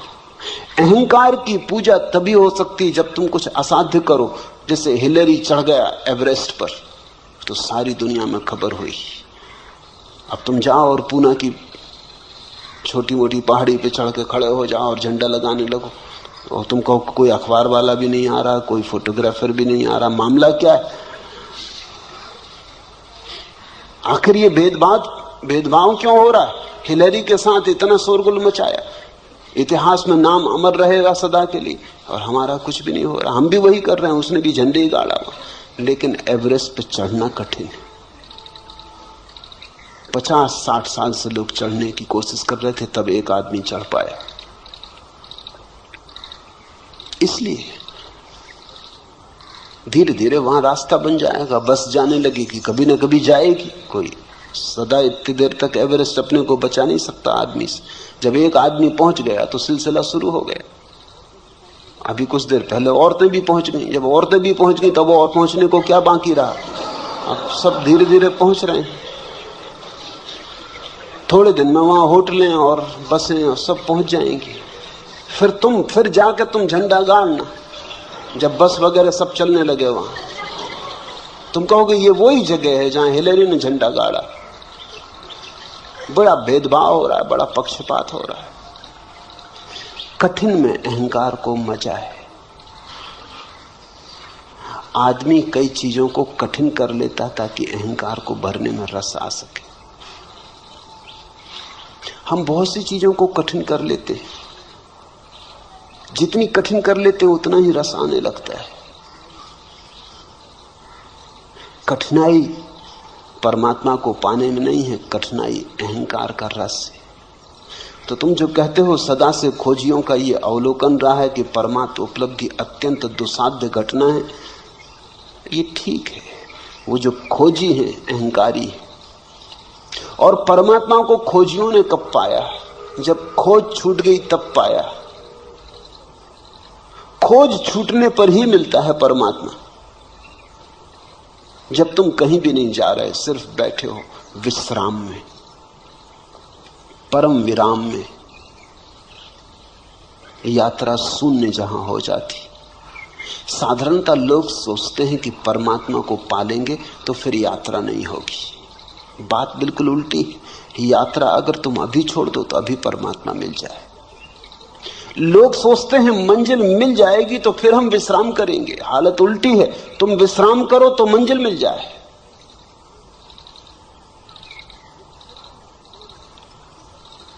विश्राम ध्यान और समाधि का सूत्र है, श्रम अहंकार का सूत्र है।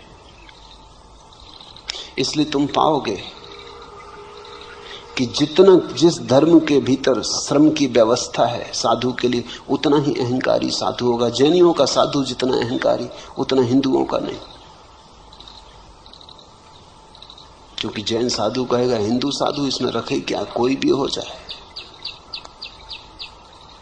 जैन साधु कठिन मामला है। एक बार भोजन, अनेक अनेक उपवास, सब तरह की कठिनाइयां। फिर जैनों में भी दिगंबर और श्वेतांबरों के साधु हैं। दिगंबर साधु कहते हैं श्वेतांबरों में क्या रखा, कपड़े पहने बैठे। साधु तो दिगंबर का है, इसलिए दिगंबर साधु में तुम जैसे अहंकार को चमकता हुआ पाओगे, कहीं भी ना पाओगे। देह तो सूखी होगी, हड्डी हड्डी होगी, क्योंकि बहुत उपवास, नग्न रहना, धूप ताप सहना, लेकिन अहंकार बड़ा प्रज्वलित होगा। अकल उसकी वैसी जैसी हिलेरी की। हिंदुस्तान में मुश्किल से 20 दिगंबर मुनि है, श्वेतांबर मुनि तो 5-7 हजार। हिंदुओं के तो सन्यासी 50 लाख, और अगर मेरी चले तो सारी दुनिया को सन्यासी कर दो। इसलिए मेरे सन्यासी होने में तो अहंकार हो ही नहीं सकता, क्योंकि कोई मैं कह ही नहीं रहा हूं कि तुम ऐसा करो वैसा करो। ये बहुत ही सरल मामला है। तुम गेरुए कपड़े पहन लो, सन्यासी हो गए। सन्यास सरल हो तो अहंकार को मजा कहां। मेरे पास लोग आते हैं, वो कहते हैं कि सन्यास आप देते हैं तो इसके लिए कोई विशेष आयोजन करना चाहिए। विशेष आयोजन सन्यास के लिए? वो ठीक कहते हैं, क्योंकि ऐसा होता है। अगर जैन दीक्षा होती तो देखा कैसा बैंड बाजे, घोड़ा इत्यादि बजता है और सब मजा आता है और लगता है कोई बड़ी घटना घट रही, कोई सिंहासन पर चढ़ाया जा रहा। सन्यास भी सिंहासन जैसा हो गया और लोग जय जयकार करते हैं कि कोई बड़ी घटना घट रही। और मैं सन्यास ऐसा चुपचाप दे देता हूं, किसी को पता नहीं चलता। पोस्ट से भी दे देता हूं, मुझे भी पता नहीं चलता कौन सज्जन है, उनको भी पता नहीं चलता। ठीक, मेरे देखे सन्यास सरल होना चाहिए। मेरे देखे परमात्मा विश्राम में मिलता है, अहंकार में नहीं। कृत्य नहीं है, खोज नहीं है, परमात्मा मिला ही हुआ। तुम जरा हल्के हो जाओ, तुम जरा शांत हो जाओ, तुम जरा रुको, अचानक तुम पाओगे वो सदा से था।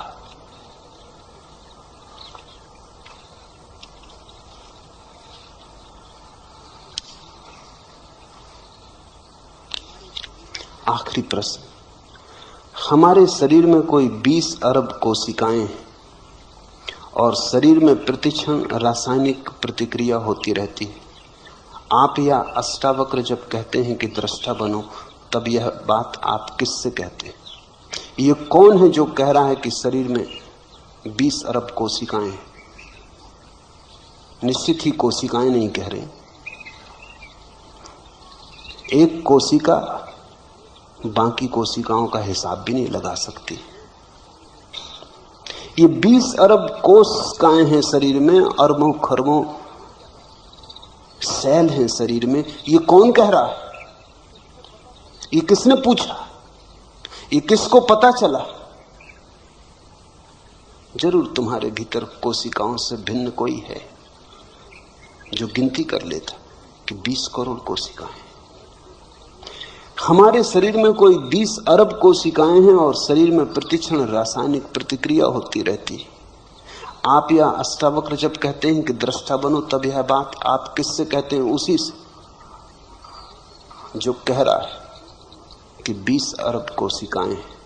यदि मस्तिष्क की कोशिकाओं से कहते हैं तो बात व्यर्थ है, क्योंकि बुद्धि नश्वर है। नहीं, हम कह भी नहीं रहे मस्तिष्क की कोशिकाओं से, हम तुमसे कह रहे हैं। अष्टावक्र भी तुमसे बोल रहे हैं। अष्टावक्र इतने बुद्धू नहीं कि तुम्हारे मस्तिष्क की कोशिकाओं से बोल रहे हैं, तुमसे बोल रहे हैं। तुम्हारा होना तुम्हारी कोशिकाओं के पार है। तुम कोशिकाओं का उपयोग कर रहे हो, सच। जैसे कार में बैठा हुआ ड्राइवर कार चला रहा है, दौड़ा जा रहा है, कार की गति से दौड़ा जा रहा है, 100 मील प्रति घंटे चला जा रहा है, लेकिन फिर भी वो जो ड्राइवर भीतर है वो कार नहीं है। और अगर एक सिपाही सीटी बजाए कि रुको, और वो पूछे कि किससे कह रहे हैं, कार के इंजन से, क्योंकि चल तो इंजन रहा है। किससे कह रहे हैं, पेट्रोल से, क्योंकि चला तो पेट्रोल रहा है। किससे कह रहे हैं, पहियों से, क्योंकि दौड़ तो पहिए रहे हैं। तो क्या कहेगा पुलिस का सिपाही? वही मैं तुमसे कहता हूं कि सीटी तुम्हारे लिए बजा रहा है।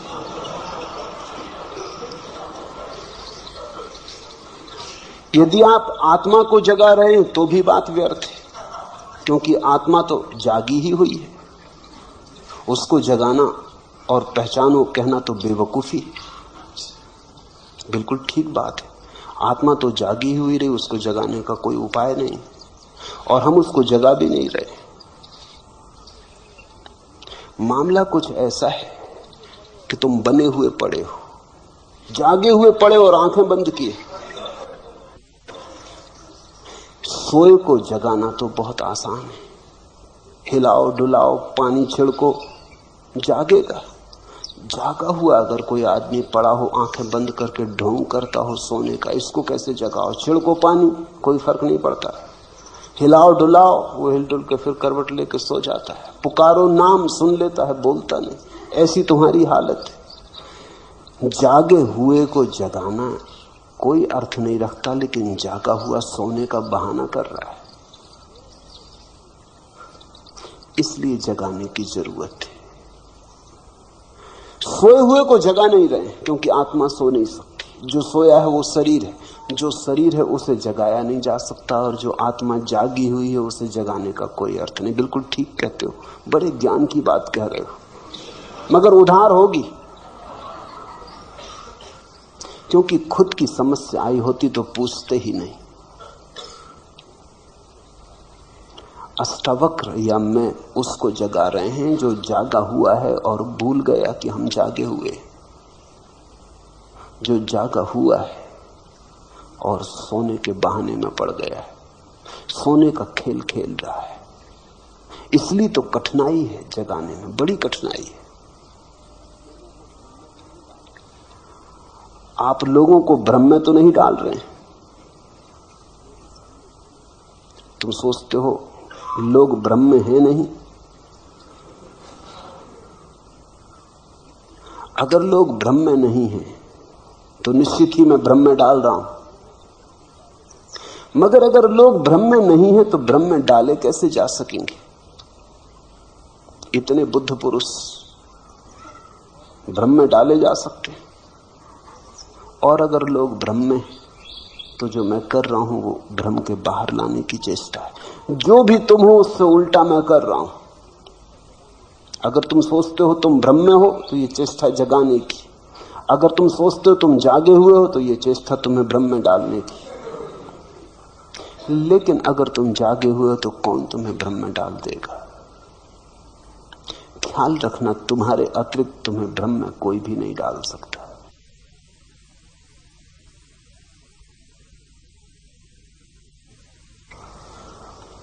और तुम्हारे अतिरिक्त तुम्हें कोई जगा भी नहीं सकता। जगाने की चेष्टा कोई कर सकता है, लेकिन जब तक तुम सहयोग ना करोगे तुम जागोगे नहीं, क्योंकि ये नींद थोड़ी है कि कोई तोड़ दे। तुम बने हुए पड़े हो, तुम्हारा सहयोग जरूरी है। सहयोग का अर्थ ही शिष्यत्व है। सहयोग का अर्थ ही है कि कोई जगाने वाले के पास तुम जाते हो, तुम कहते हो मेरी पुरानी आदत हो गई अपने को धोखा देने की, जरा मुझे साथ दें, जरा मुझे सहारा दें कि इस आदत के बाहर निकाल लें। एक युवती मेरे पास आई और उसने कहा कि उसे कुछ मादक द्रव्य लेने की आदत हो गई, बाहर आना चाहती, बड़ी आकांक्षा है बाहर निकल आने की, बड़ी आतुर है कि किस तरह बाहर निकल आए।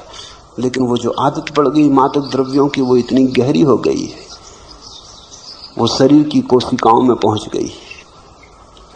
अगर न ले मादक द्रव्य तो ऐसी पीड़ा और बेचैनी सारे शरीर में होती कि न तो सो सकती, न उठ सकती न बैठ सकती तो लेना ही पड़ता है, और लेती है तो पीड़ा होती मन को कि ये क्या जाल हो गया। अब वो मेरे पास आई कि मुझे बाहर निकालने आपके हाथ का सहारा चाहिए। बस ऐसी ही अवस्था है। जन्मों जन्मों तक सोने के अभ्यास को तुमने बहुत गहरा कर लिया है, जागे हुए को सोने के भ्रम में डाल दिया है, सम्राट को भिखारी मान लिया, लेकिन इतने जन्मों तक माना है कि आज अपने ही अभ्यास के कारण सिर्फ सुन लेने से कुछ नहीं होता। तो मेरी बात सुन ले सकते हो, उससे कुछ भी ना होगा, जब तक कि तुम उसे गुनो ना, जब तक कि तुम राजी ना हो जाओ। तुम्हारे अतिरिक्त तुम्हें कोई जगा ना सकेगा। नहीं तो एक बुद्ध पुरुष काफी था, शोरगुल मचा के सबको जगा देता, ढोल डमास पीट देता और सबको जगा देता। इधर 100 आदमी सो रहे हो तो एक आदमी जगाने के लिए काफी, वस्तु तो आदमी की भी जरूरत नहीं, अलार्म घड़ी भी जगा देती। एक आदमी आ जाए और ढोल पीट दे, सब उठ जाएंगे, घंटा बजा दे, सब उठ जाएंगे। लेकिन ये क्यों नहीं हो सका कि बुद्ध पुरुष हुए, महावीर हुए, अष्टावक्र हुए, कृष्ण हुए, क्राइस्ट हुए, जरथुस, लाओत्सु, इन लोगों ने ऐसा क्यों ना किया कि जोर से घंटा बजा देते सारी पृथ्वी जाग जाती। घंटा खूब बजाया, मगर कोई सो रहा हो तो जागे। यहां बने हुए लोग पड़े, वो आंखें बंद किए पड़े, वो सुन लेते हैं घंटे को, वो कहते हैं बजाते रहो, देखें कौन हमको जगाता है।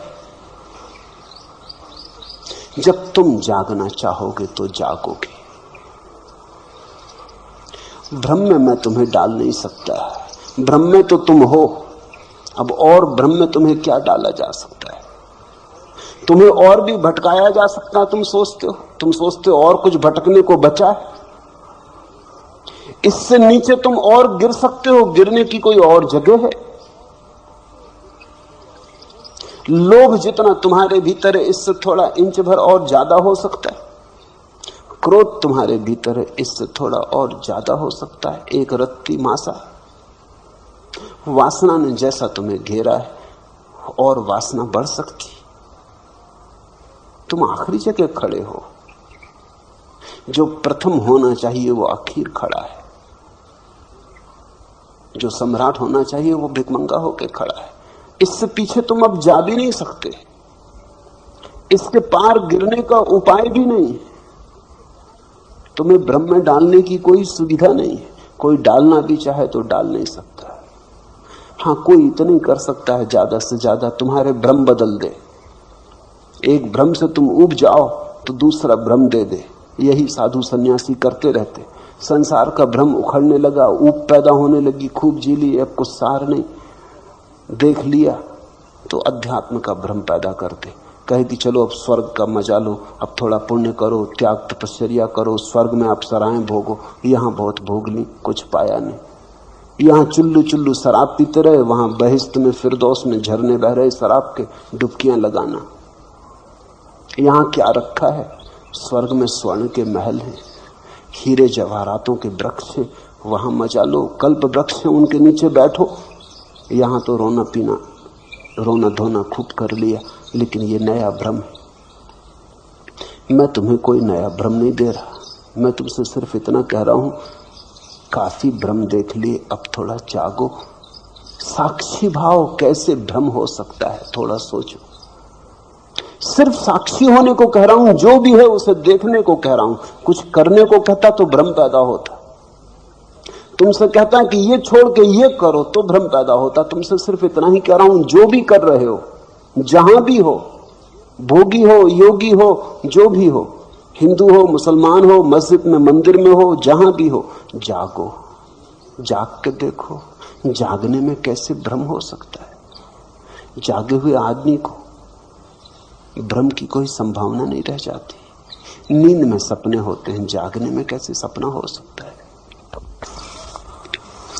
और यदि लोग सुख दुख में प्रतिक्रिया करना छोड़ दें तो वे पशु या पेड़ पौधे जैसे तो नहीं हो जाएंगे। पहली तो बात तुमसे किसने कहा कि पशु और पेड़ पौधे तुमसे खराब हालत में? तुमने ही मान लिया। पेड़ पौधों से भी तो पूछो, पशुओं से भी तो पूछो, थोड़ा पशुओं की आंख में भी तो झांक के देखो। ये भी आदमी का अहंकार है कि वो सोचता है वो पशुओं से ऊपर। और पशुओं की इसमें कोई गवाही भी नहीं ली गई। ये भी बड़े मजे का बात है। एक तरफा निर्णय कर लिया है, अपने आप ही निर्णय कर लिया है। अगर पशुओं में भी इस तरह की किताबें लिखी जाती होंगी, शास्त्र रचे जाते होंगे, तो उनने भी लिखा होगा कि आदमी बहुत गया बीता जानवर। मैंने तो सुना है कि बंदर एक दूसरे से कहते हैं कि आदमी पतित बंदर। डार्विन कहता है कि आदमी बंदर का विकास है, लेकिन डार्विन कौन सी कसौटी? बंदरों से भी तो पूछो, दोनों पार्टियों से तो पूछ लेना चाहिए। बंदर कहते हैं आदमी पतित है, उनकी बात में समझ में आता। बंदर वृक्षों पे, तुम जमीन पे हो, पतित हो। बंदर ऊपर है, तुम नीचे हो। किसी बंदर से टक्कर लेकर तो देखो, तो शक्ति बढ़ी कि खोई? जरा एक वृक्ष से दूसरे वृक्ष पे छलांग लेकर तो देखो, हड्डी पसली टूट जाएंगी। तो कला आई कि गई, ये तुमसे किसने कह दिया? ये खुद ही मान लिया। ये बड़े मजे की बात है। आदमी की बीमारियों में एक बीमारी है कि आदमी मानता है कि वो सबसे ऊपर है।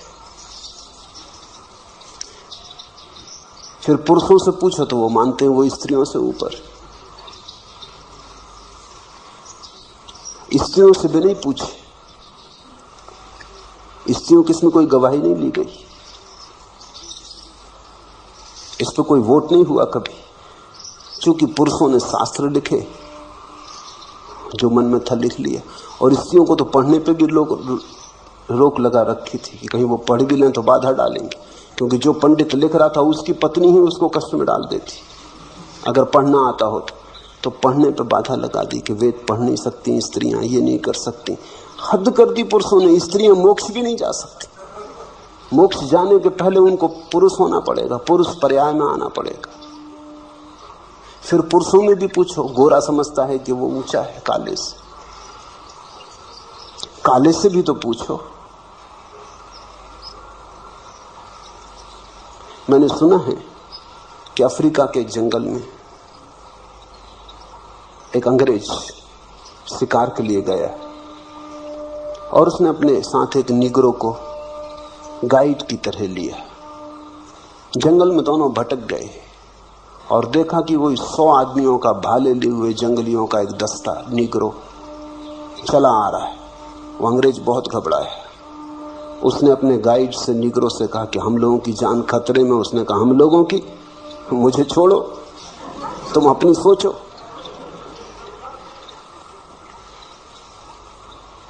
मेरी क्यों खतरे में होगी?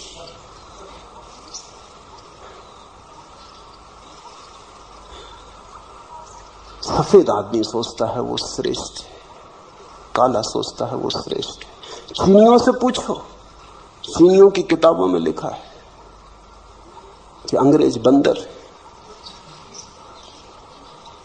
आदमी में भी गिनती नहीं करते वो उनकी। सारी दुनिया में ये रोग है। आदमी का ये रोग बड़ा गहरा है।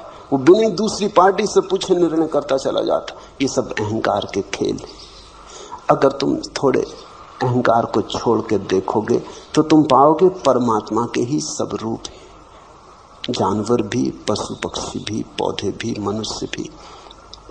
परमात्मा ने कहीं चाहा है हरा हो जाना तो हरा है, कहीं चाहा है पक्षियों के गीत से प्रकट होना तो वैसा हो रहा है, कहीं चाहा है आदमी होना तो आदमी हो गया है। इनमें कोई तरतमता नहीं है, हायरार्की नहीं है, कोई ऊपर नीचे नहीं है। ये सब एक साथ परमात्मा की अनंत लहरें। छोटी लहर में भी वही, बड़ी लहर में भी वही, सफेद लहर में भी वही, काली लहर में भी वही, घास में भी वही, आकाश छूते हुए वृक्षों में भी वही। आध्यात्मिक दृष्टि तो ये कहती है कि इसी क्षण जो भी है वो परमात्मा है। फिर परमात्मा में कोई आगे पीछे कैसे हो सकता है? ये तो बड़ा मुश्किल हो जाएगा। ये तो परमात्मा में भी कुछ नीचे और कुछ ऊपर करना कठिन हो जाएगा। एक ही है। साक्षी भाव से देखोगे तो पाओगे सब एक है। इसलिए पहले तो ये पूछो ही मत कि यदि लोग सुख दुख में प्रतिक्रिया करना छोड़ दें तो वे पशु या पौधे जैसे तो नहीं हो जाएंगे। हो जाएंगे तो कुछ हर्जा नहीं होगा। हिटलर अगर पशु हो जाए, पौधा हो जाए तो कोई हर्जा है? हाँ, दुनिया में करोड़ों लोग मरने से बच जाएंगे और तो कुछ हर्जा नहीं हो जाएगा। नादिर सा है। अगर शेर होता तो कोई हर्जा होता, 10-5 आदमियों को मार के तृप्त हो जाता, भोजन के लिए ही मारता। ऐसे अकारण लाशों से तो नहीं भर देता दुनिया को। इतना तो पक्का है कि पशुओं ने अभी तक एटम बम जैसी कोई चीज नहीं खोजी। नखून से काम लेते हैं, बड़े पुराने ढंग से काम चलता है, भोजन के लिए मारते हैं। आदमी अकेला जानवर है जो बिना भोजन की इच्छा के भी मारता है। आदमी जाता है जंगल में शिकार करने, पशुओं पक्षियों को मारता है, कहता है आखेट के लिए आए, खेल के लिए आए। और अगर सिंह उस पर हमला कर दे तो वो आखेट नहीं, फिर नहीं कहता कि सिंह खेल कर रहा है, करने दो, आखेट हो रही। खेल के लिए मारते हो, कोई पशु नहीं मारता खेल के लिए। और एक और बड़े मजे की बात है कि कोई पशु अपने वर्ग में नहीं मारता। कोई सिंह किसी दूसरे सिंह को मारता नहीं, कोई बंदर किसी दूसरे बंदर की हत्या नहीं करता। सिर्फ आदमी अकेला जानवर है जो आदमियों को मारता है। चींटी चींटी को नहीं मारती, हाथी हाथी को नहीं मारता, कुत्ता कुत्ते को नहीं मारता। लड़ झगड़ लें, मारने वगैरह की बात नहीं करते, हत्या नहीं करते। आदमी अकेला जानवर है जो एक दूसरे की हत्या करता है। आदमी में ऐसा है क्या जिसके लिए तुम इतने परेशान हो रहे हो? खो भी जाएगा तो क्या खो जाएगा? पेड़ पौधे बहुत सुंदर हैं, पशु बड़े निर्दोष हैं। मगर मैं ये नहीं कह रहा कि तुम पेड़ पौधे या पशु हो जाओ, मैं सिर्फ ये कह रहा हूं कि अहंकार छोड़ो। और दूसरी बात, ये मैंने कहा भी नहीं कि सुख और दुख में प्रतिक्रिया करना छोड़ दें। ये अष्टावक्र ने भी कहा नहीं। सुख दुख में समता रखने का अर्थ सुख दुख में प्रतिक्रिया करना छोड़ देना नहीं है। सुख दुख में समता रखने का अर्थ केवल इतना ही है कि मैं साक्षी रहूंगा। दुख होगा तो दुख को देखूंगा, सुख होगा तो सुख को देखूंगा। इसका यह अर्थ थोड़ी है कि जब तुम बुद्ध को कांटे चुभाओगे तो उनको दुख नहीं होता। बुद्ध को कांटे चुभाओगे तो तुमसे ज्यादा दुख होता है, क्योंकि बुद्ध तुमसे ज्यादा संवेदनशील है। तुम तो पथरीले हो, बुद्ध तो कोमल कमल की तरह है। तुम जब बुद्ध को कांटे चुभाओगे तो बुद्ध को पीड़ा तुमसे ज्यादा होती, लेकिन पीड़ा हो रही शरीर में, बुद्ध ऐसा जान के दूर खड़े रहते। देखते हैं पीड़ा हो रही, जानते हैं पीड़ा हो रही, फिर भी अपना तादात्म्य पीड़ा से नहीं करते। जानते हैं मैं जानने वाला हूं, ज्ञाता स्वरूप हूं। प्रतिक्रिया छोड़ने को नहीं कह रहे हैं। ये नहीं कह रहे हैं घर में आग लग जाए तो तुम बैठे रहना तो तुम बुद्ध हो गए, भगना मत बाहर। भागते समय भी जानना कि घर जल रहा है, वो मैं नहीं जल रहा। और अगर शरीर भी जल रहा हो तो जानना कि शरीर जल रहा है, मैं नहीं जल रहा। इसका यह मतलब नहीं कि शरीर को जलने देना, शरीर को बाहर निकाल लाना। शरीर को कष्ट देने के लिए नहीं कह रहे हैं। प्रतिक्रिया शून्य होने का अर्थ हुआ कि तुम पत्थर हो गए, जड़ हो गए। तो बुद्ध पत्थर नहीं है। बुद्ध से बड़ा करुणावान कहां पाया तुमने? अष्टावक्र पत्थर नहीं हो गए होंगे, प्रेम की धारा बही। तो जिनसे प्रेम का झरना बहा उनकी संवेदनशीलता बढ़ गई होगी, घट नहीं गई होगी। उनके पास महाकरुणा उतरी। लेकिन तुम गलत व्याख्या कर ले सकते हो। और जिन्होंने पूछा है थोड़े शास्त्रीय बुद्धि के मालूम होते, थोड़ा बुद्धि में कचरा ज्यादा है, कुछ पढ़ लिया, सुन लिया, इकट्ठा कर लिया, वो काफी चक्कर मार रहा है। वो सुनने नहीं देता, वो देखने भी नहीं देता, वो चीजों को विकृत करता चला जाता है। राही रुके सब, भीतर का पानी अधहन सा, बाहर जमी बर्फ है।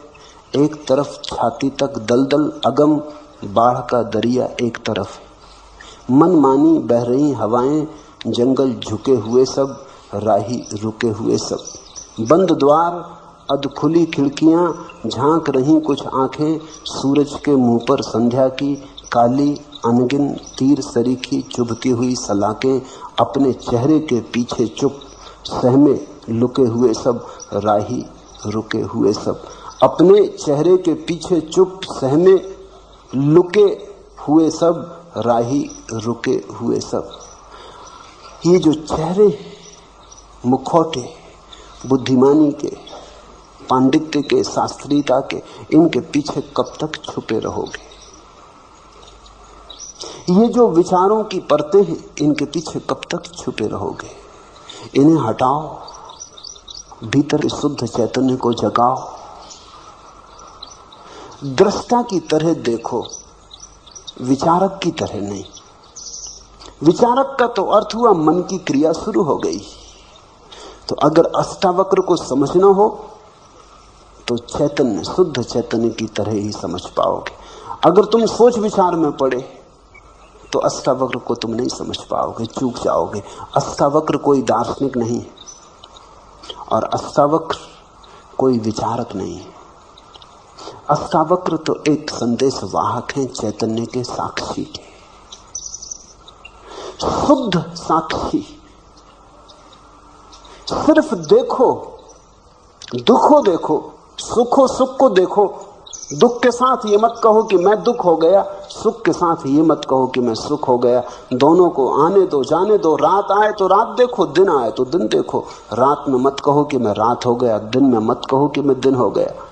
रहो अलग थलग, पार, अतीत, ऊपर, दूर। एक ही बात के साथ तादाद में रहे कि मैं दृष्टा हूं, साक्षी हूं। हरिओम तत्सत। आज इतना ही।